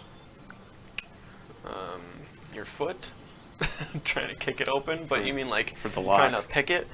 Could he do a knife if it was like that? You have, yeah. The lock itself is pretty large, so you'd imagine you could probably attempt it. I know you probably have inside of your bag with like tinkering tools, like a file, some sort of smaller, thin tool. So I'd say you could probably attempt it. I'll try it. All right, just go ahead and roll a d20. 6. 6. Yeah, the metal that's there and the tools you have at your disposal and just really not 100% knowing what you're doing with it, it doesn't seem to open. You fiddle around with it for probably like a good 3 or 4 minutes. Yeah, Moldrak is probably only like a good 2 minutes away by the time that you've gone around the perimeter, looked in the windows, investigated it, So if I, like, looked at the door. Look back, I could see him. He's actually coming from the other side of the house, just because of the direction he's coming from. The front door faces the river, and he's coming from the other side. See me when he went around back? What's that? Will you see me when he went around back? No, because it was different, like, time frame that he was in. All the windows are covered in some weird dark paint material. He's definitely trying to hide something in here. Doors are locked. Well, I'm I closer can't- now if you want to wait till I get there. Yeah, I tried the pick. I don't have it. I just improvised something. I can't get it. Okay. If you want to wait, maybe, you know, away from the view of the town, I'll be there shortly. Well, the door is facing the river, so if anyone sees us enter, if you want to forcefully enter, Can you see the elves from where you're at? You can see where the tent is, but it's much further, like, up the river. It doesn't seem to be close to you. it's insight, but not very well. Okay. I was wondering if they might have seen something, but if it's farther up, they probably wouldn't have. Alright, I'll be there shortly. Pick up. Okay. Yeah, it doesn't take too long before Moldrak gets there on the horse. You can see his horse is hitched on the side that you wrap around on. That smell is, it's there, but it's not any stronger. Oh, It's the same potency that you were smelling it from before. weird. It's very strange. It smells not any stronger over here. But I could smell it all the way back to bones. You can definitely tell the source of it is from the inside of here. And it's only because, like, if you turn your head away from it, like towards the southern side, it almost seems like you're blocking a little bit of the scent. Are the walls made of wood or are they stone? They are wooden. Do I know if any sort of magic that could fool the senses that any demons might use? Not a Bebao specifically. There's probably other ones that could, but not really sure with Well, Bebao. if I don't know what a Babao does, but I know other demons have that potential. Yes, most definitely. More of like magical means of doing so. You're not 100% sure how magically adept Bebao are. Okay. Close the door open? I haven't. We could. I'm guessing he's not here. Think maybe he's in town? Could be. Looking... The woman I talked to said that. Was it the woman? No, the other guy. I spoke to a guy on the way in using the guise of a guard from Brunswick. He didn't believe it, but he said hadn't seen him for a few days. Looking on the other side of the river, how I far know it from wasn't the the lady. bank are the trees? How far from the bank on which side? How far is that? Okay, Elf so shape, like I on would the say. Venore side, how far the bank is? There's Like probably from the only like, trees. yeah, there's probably only like a good 10-15 feet before there's like a tree. You can cross and wait for over I don't know if he's ever. She made it sound like he was never coming back. It's Like, kind of he weird. hasn't been home in days. Yeah, 4 days. Do I? I feel like we should go in. Should go there. Right.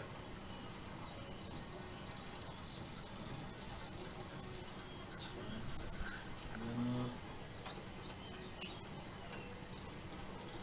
Let's see.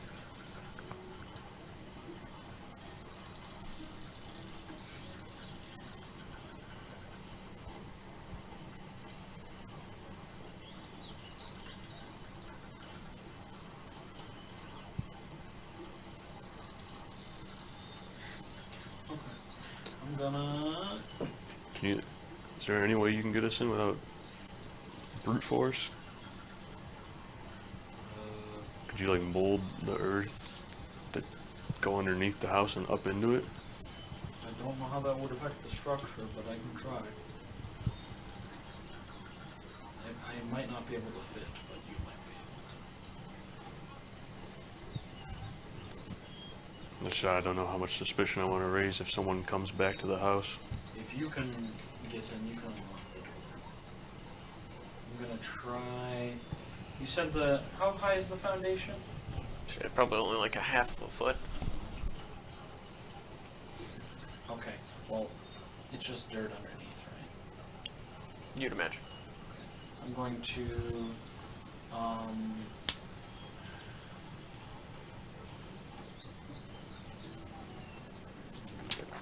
probably not like right next to the door, but maybe off to the side. I'm going to use mold earth, which should take both the rocks and the ground, and it's going to move a part of it so that Azrael can slip through.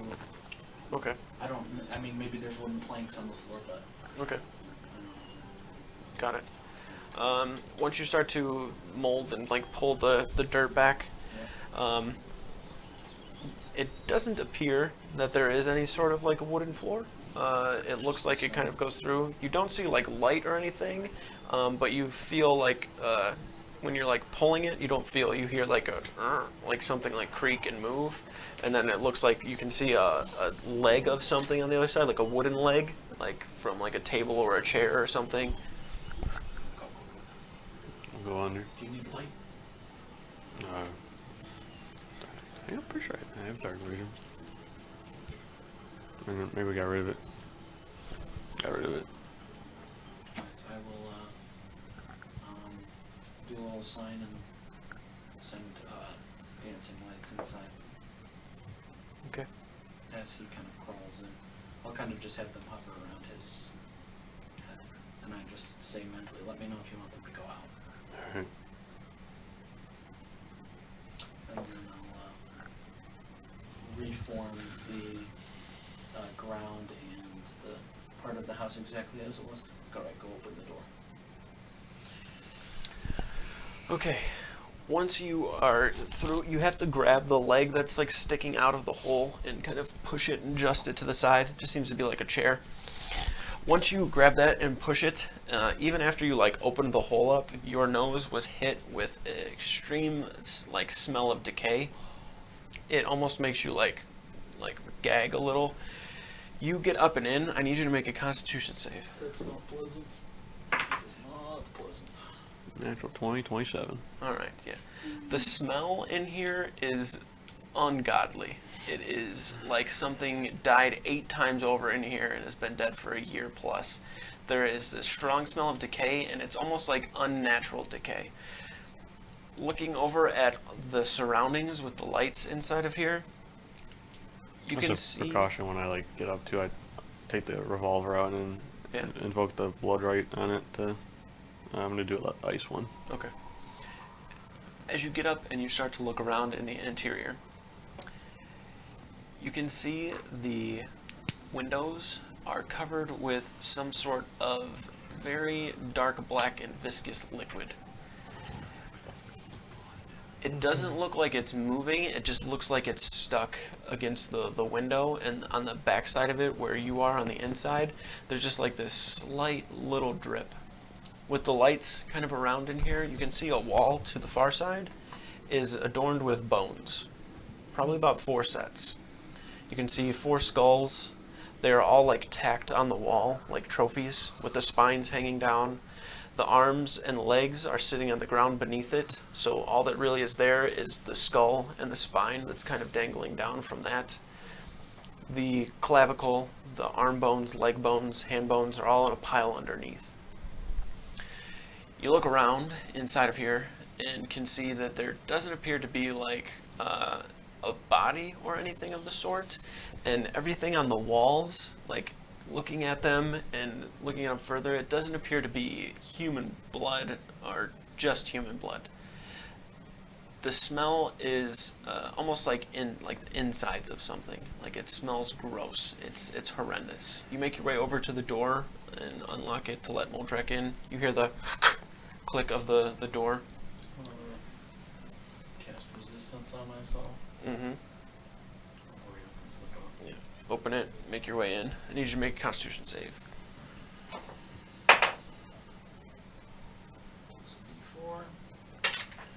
I'm gonna take my finger to that dripping on the window. Mm-hmm. 17. 17. Okay. You did not throw up.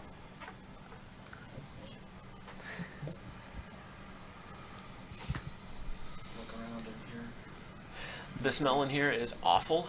Look around and you watch as the door closes, the lights kind of illuminating the surroundings. Azrael takes his finger up towards the window and streaks it. You kind of hold it in your finger. It smells terrible. You take a smell and you have to go like, ooh, like it's rough. It has almost even a acidic scent to it, along with a metallic smell, almost like a mixture of acid and metal. But you know that metallic scent to be more of like a blood smell. It feels extremely thick. You kind of pull your fingers apart and can see where it's sitting against your skin. You actually have to like rub it off because it starts to burn a little bit. This is some sort of like acid blood. I think it's from this babao. I don't know what else this would be from. Okay. Actually around here. Should we just wait in here?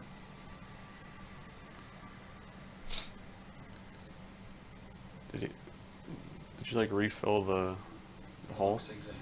Okay. We could. It's fucking awful in here. That's true. I would prefer to wait outside. Is there like an upstairs to where that window was? Mm-mm. It's It just seems high- like it's a high window. high window. Can I just Checks try the ring again now that we're in here. Not glowing.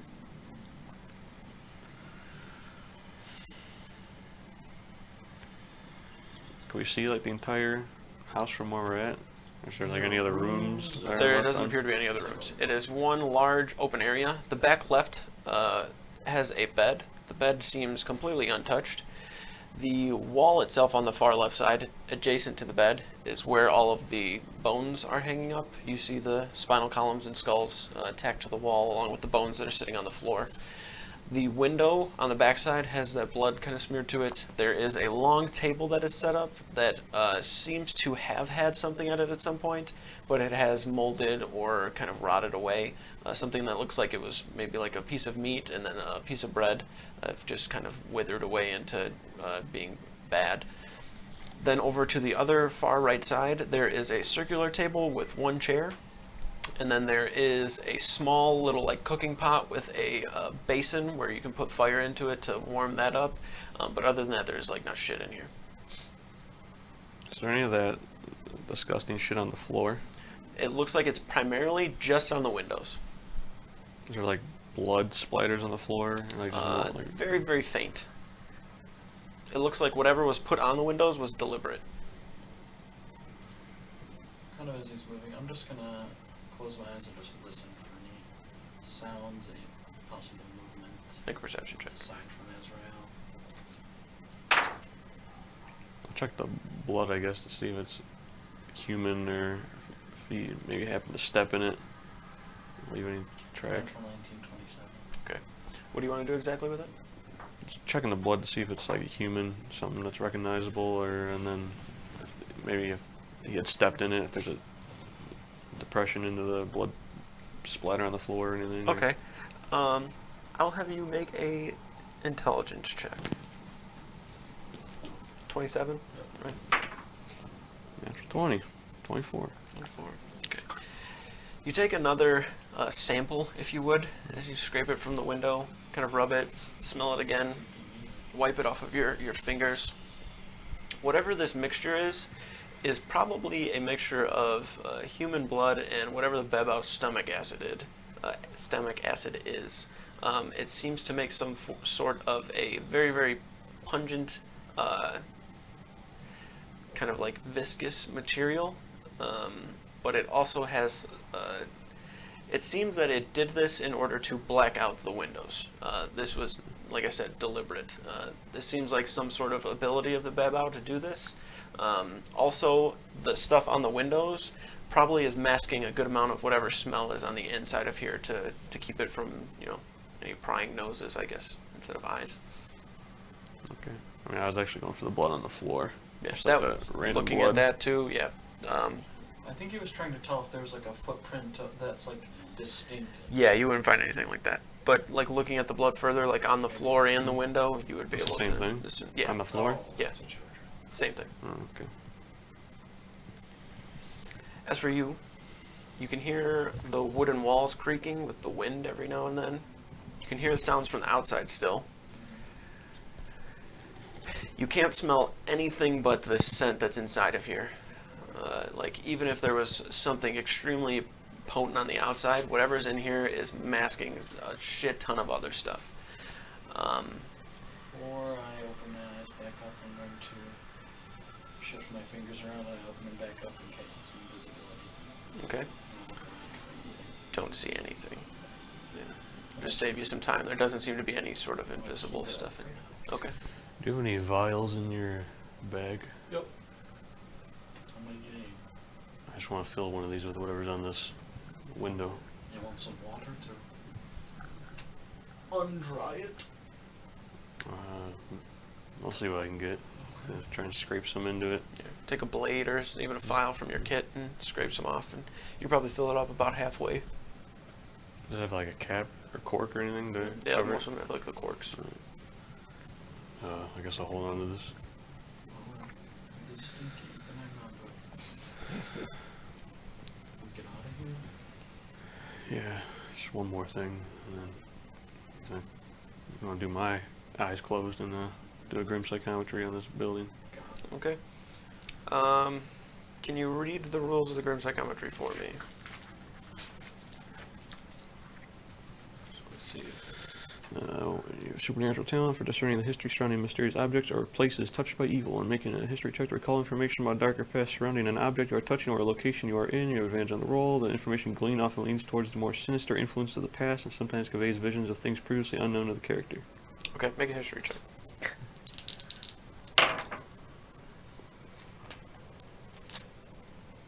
$19. 19.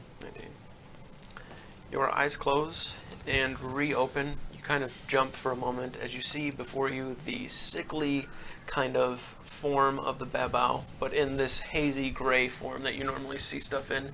You can see it kind of like looking, as you're standing like in front of that window, looking out this way. You watch it kind of like and like spit a huge glob of dark black liquid onto the wall, where it begins to like take the backside of its hand and like push it against it, and then goes to another window, like kind of like crawling on the ground quickly, spits up on it and smears it again. You can see the side over where the wall is, where it's all kind of like tacked up with the trophies. You watch it kind of walk over and like gently, very gently, almost as if it's holding a baby, like pick the skeleton, like the head up and the spine, and take it up towards the small little mount, and then place it gently.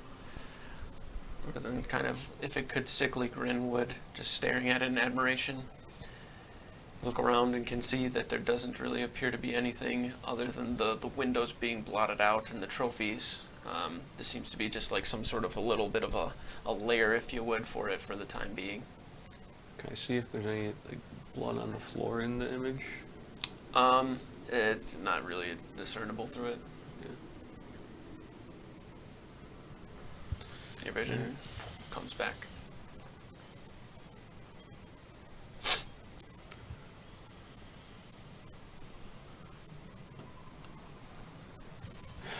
It's couldn't have been too long ago. It's still, some of it's still running. This definitely came from him. He like spit all over the window. That is disgusting. Well, do you think it's coming back? It's hard to tell. If he know, I'm not sure why he'd be gone. I'm also not sure why he left a kill in the field and didn't bring it back here. I don't know. It seems too smart a creature to.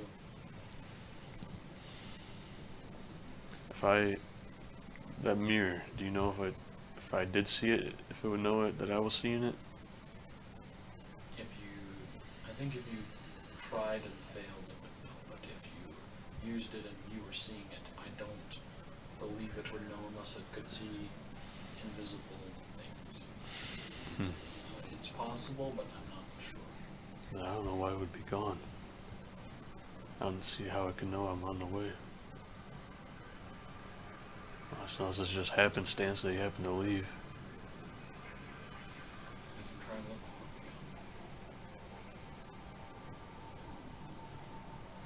it. He left that skull or the skull and spine in that field for a reason.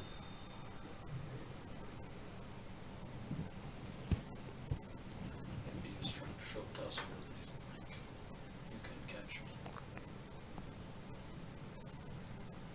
He said he was sorry. Well, it's been 5 days since I looked. 4 days. Do you want to try here? Well, I'm afraid that if I do look and it fails, now he's gonna have certainty. He won't know who or what is watching him. He'll just know some things. He knows who I am, though. He knows what I do.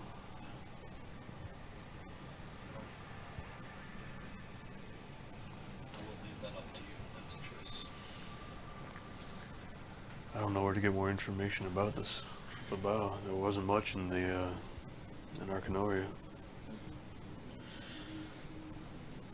I mean, I have a sample of his stuff, but I don't know if the Keep would have anything about that, being that they were kind of a stronghold fighting against. You'd imagine if he was in Arcanoria and like looked for the Right, information, the the book book would would have had it or found it. I don't know, we can give it another night, I guess, if you want to stake out and watch. Okay.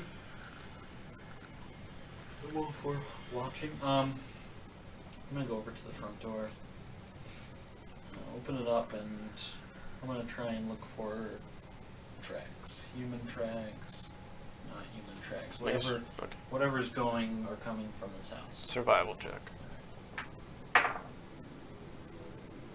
Natural 20, 28. All right. There are about 4 or 5 sets of the same size human boot prints. They go in quite a few different directions. Well, 4 different directions. There's one that seems to be going out to the field. There's one that's coming back from the field. One that is going towards the town itself, like kind of around in that way. And then one that seems to be heading towards the river. I'm gonna follow the ones that go towards the river. Okay. Do they just appear to stop? Do they come back from the river? From all you can see is there's one set going towards the river. You don't know if it's like where it's coming back from, but it doesn't seem like there's an immediate one coming to this door from the direction of the river. Oh, are the tracks coming from the river to the door, or going to? You're right, towards the river. That's what I mean. Yeah, Do I so- see? I'm gonna follow them. Do I see the S set coming back or no? The river's like a good 5-10 minutes away, like walking distance, because there's like a lot of land. So just so you know. Okay. I'm gonna go check this out. Alright. There's tracks. They go towards the river. I'm gonna get outside the house. Okay.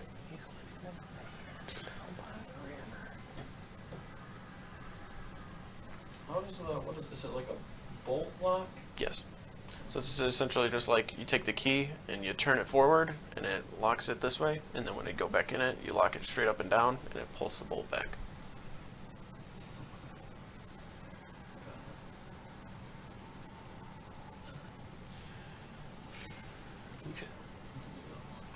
Who just forgot to lock his door? I was gonna say, we can take like a piece of string and pull it through. I have a feeling if he comes back, he's gonna know that someone was here.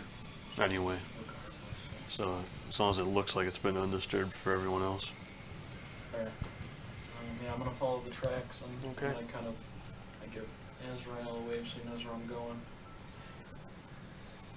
Alright. You follow the tracks. They go towards the river. They are humanoid all the way up until they get to the other side of the road near the bottom bank of the river. You can see a about 4 or so toed like claw that is sitting in the ground.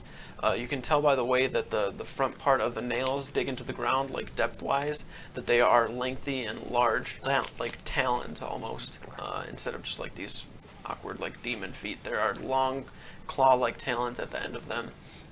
And once you see those, they seem to go into the river and disappear. Just kind of like scanning the other side of the bank from here. Do I see? I'm gonna try and make out any possible more footprints. Okay. With your perception, the river itself's like a good 20 or so feet wide. With the natural 20 though, like looking on the other side, you can see it looks pretty undisturbed, and there's also like a good amount of rocks that are just kind of sitting near the river bank. Okay. So even if you were on the other side, you'd probably be able to tell from here just as well as you would from there if it would have been disturbed, like if rocks were pushed down or something was like a drag mark from something walking, because it really wouldn't make an imprint. It'd have to more like drag across the ground that's there, and you'd see it kind of furled up. Okay. Alright.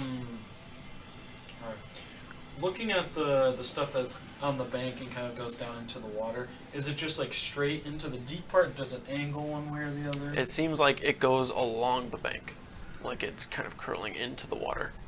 Okay. You In would a imagine particular direction? it seems like it is curling up towards the north, like the northern part of the river. It looks like it intentionally went to the water to get rid of its tracks. And you can only make out the part where it looks like some sort of a claw that's in the water, just because there's like a rock that's blocking a little bit of the current where it may have stepped. Like it may have made a little bit of a mistake and you caught it. Azrael, come over here. If he's down by the river, I'm gonna quickly get on the horse and go. Yep. I found what I believe to be its footprint. I think it's using the river to avoid making tracks, but it must have slipped. Or maybe it left it on purpose, I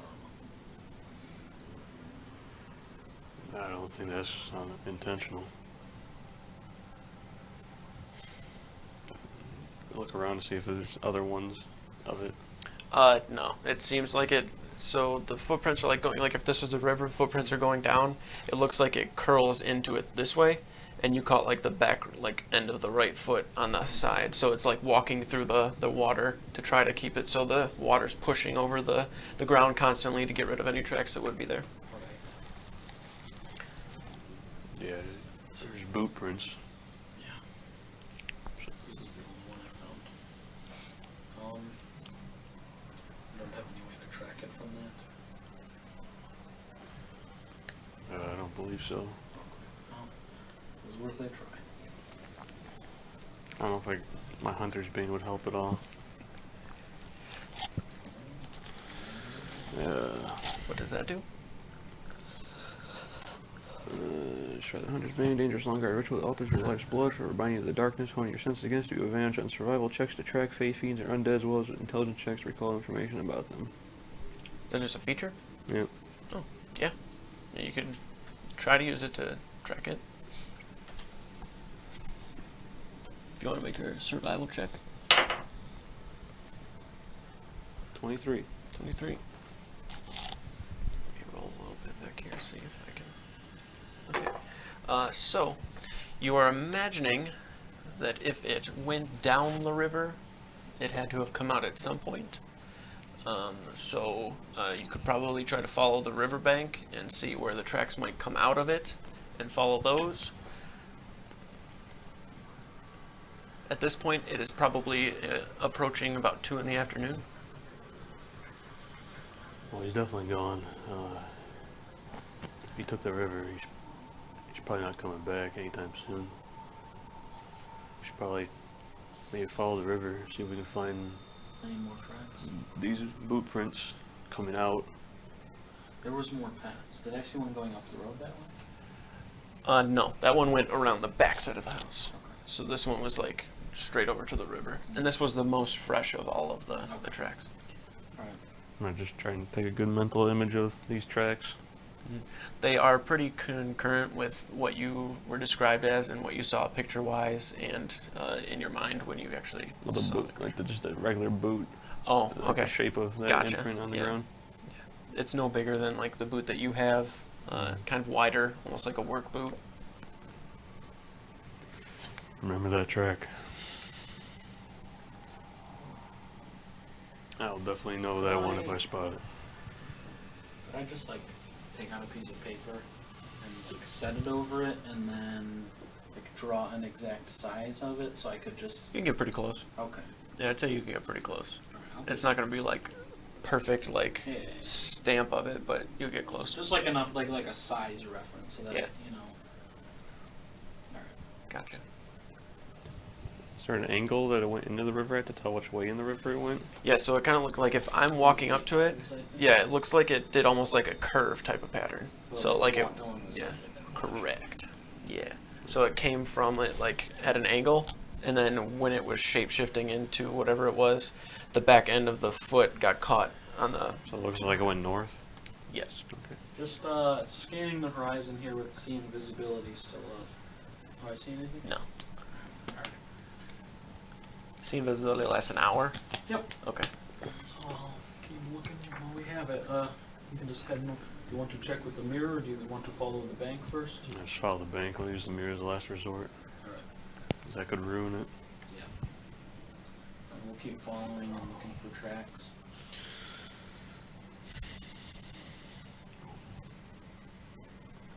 All right.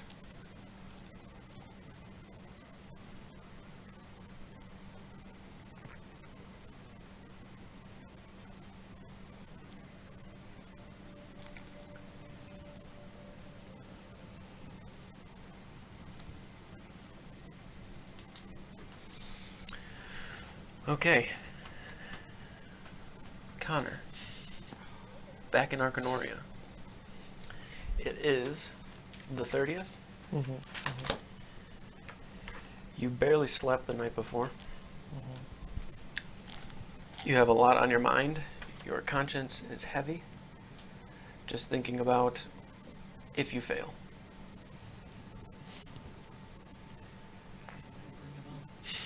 You wake up to do as you wish.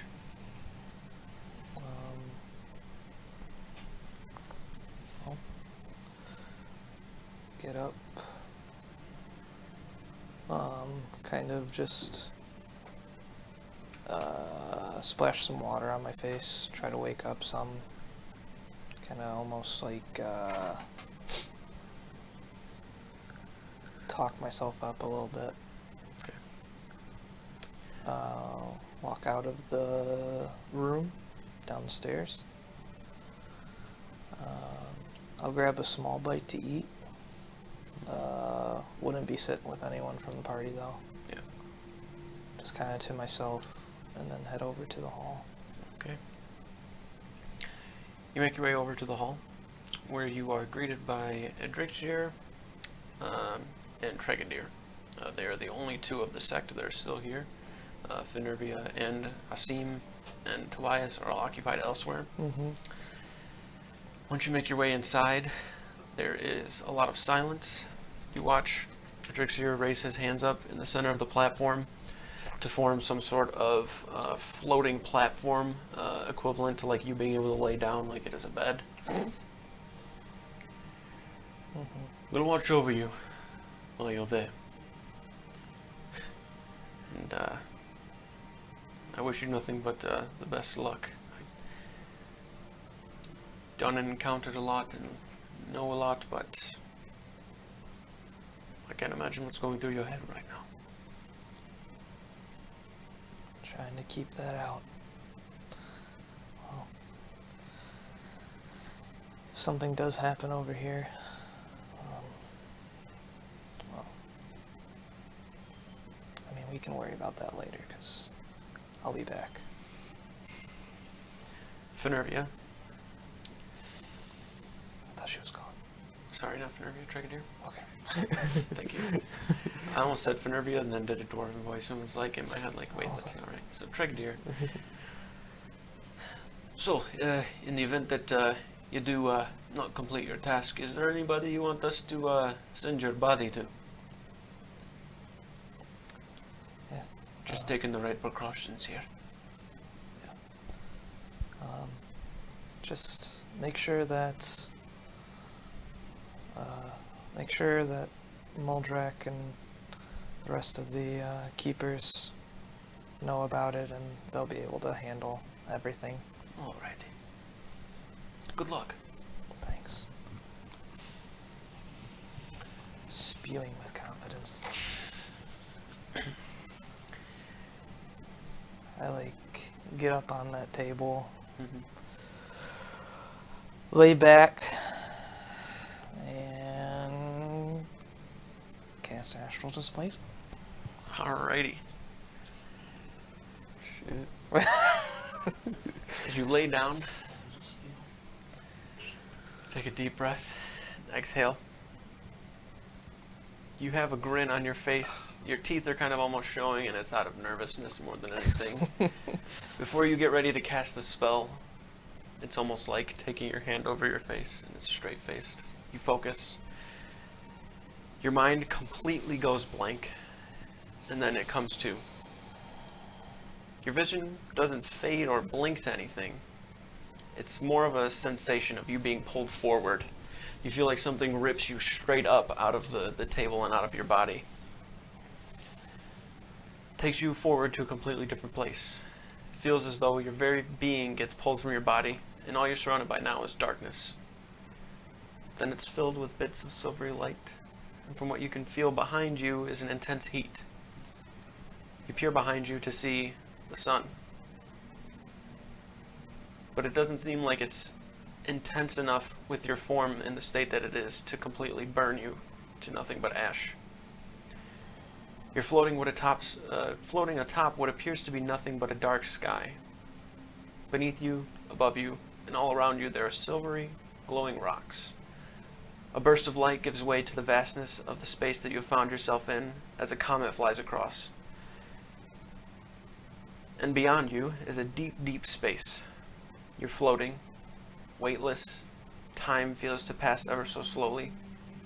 There's no ambience of pressure, wind, temperature, or sound. Just a beautiful, endless void of the cosmos that you feel a strong connection to. You almost feel how you'd imagine Zarvarax or Muldrak feel, with their veins pulsing in their strong bodies. You can feel the power around you surging through your every being. You watch a star floating in your direction, seemingly going to collide with you as you put your hand up. You watch as the star stops right in front of you. You move your hand around and watch the star move. You move it around before pushing it to the side and watching it slowly float away. From where the sun is coming from, there's a little bit of light, but it's absorbed very deeply from all of the darkness around you. The little bit of light that is there seems to get blotted out. You close your eyes. You feel a presence behind you. You don't hear anything or feel breathing, as it doesn't seem that that's necessary. You turn ever so slowly and see behind you an eye. The eye itself, larger than the sun. You can see a bridge, like a kind of a ridged eyebrow. This kind of deep bluish purple, sparkly-like energy begins to slowly shrink down a little bit to come to more of a size that you can comprehend. You see before you a head probably 20, maybe 30 or so feet in width. The head itself is dragon in appearance. You can see these almost kind of curling like whiskers, I guess, if you would, from the sides that kind of draw back. They extend for hundreds of feet on both sides. You can see extending beyond the back of this head a long serpentine dragon-like body. The scales on it appear to have this kind of almost translucent appearance to them, but the form itself seems strong. Stars glisten upon the entire being itself. You see the nose is kind of curled and golden, but it doesn't appear to be like a golden metal. It's almost like this golden sun color. The eyes are very large and wide open, staring directly back at you. You feel intimidated, but you hold your composure. The eyes themselves have sparkling little bits of stars within them, and the pupil itself looks like a black hole that you just kind of fade into and disappear. The mouth opens up, but you don't actually hear words or feel the sound coming from that direction. It seems to project into your mind. Another star-touched sorcerer. Your magic is strong but fading. What brings you to the cosmos? And that is where we'll pick it up next week. Thank you for watching. We appreciate it. Please be sure to tune in next week for what happens next. 3 hours? Yeah. Again, we appreciate it. Be sure to check out the YouTube podcasts. And next Sunday, we'll be right back at it. Thank you. Take care.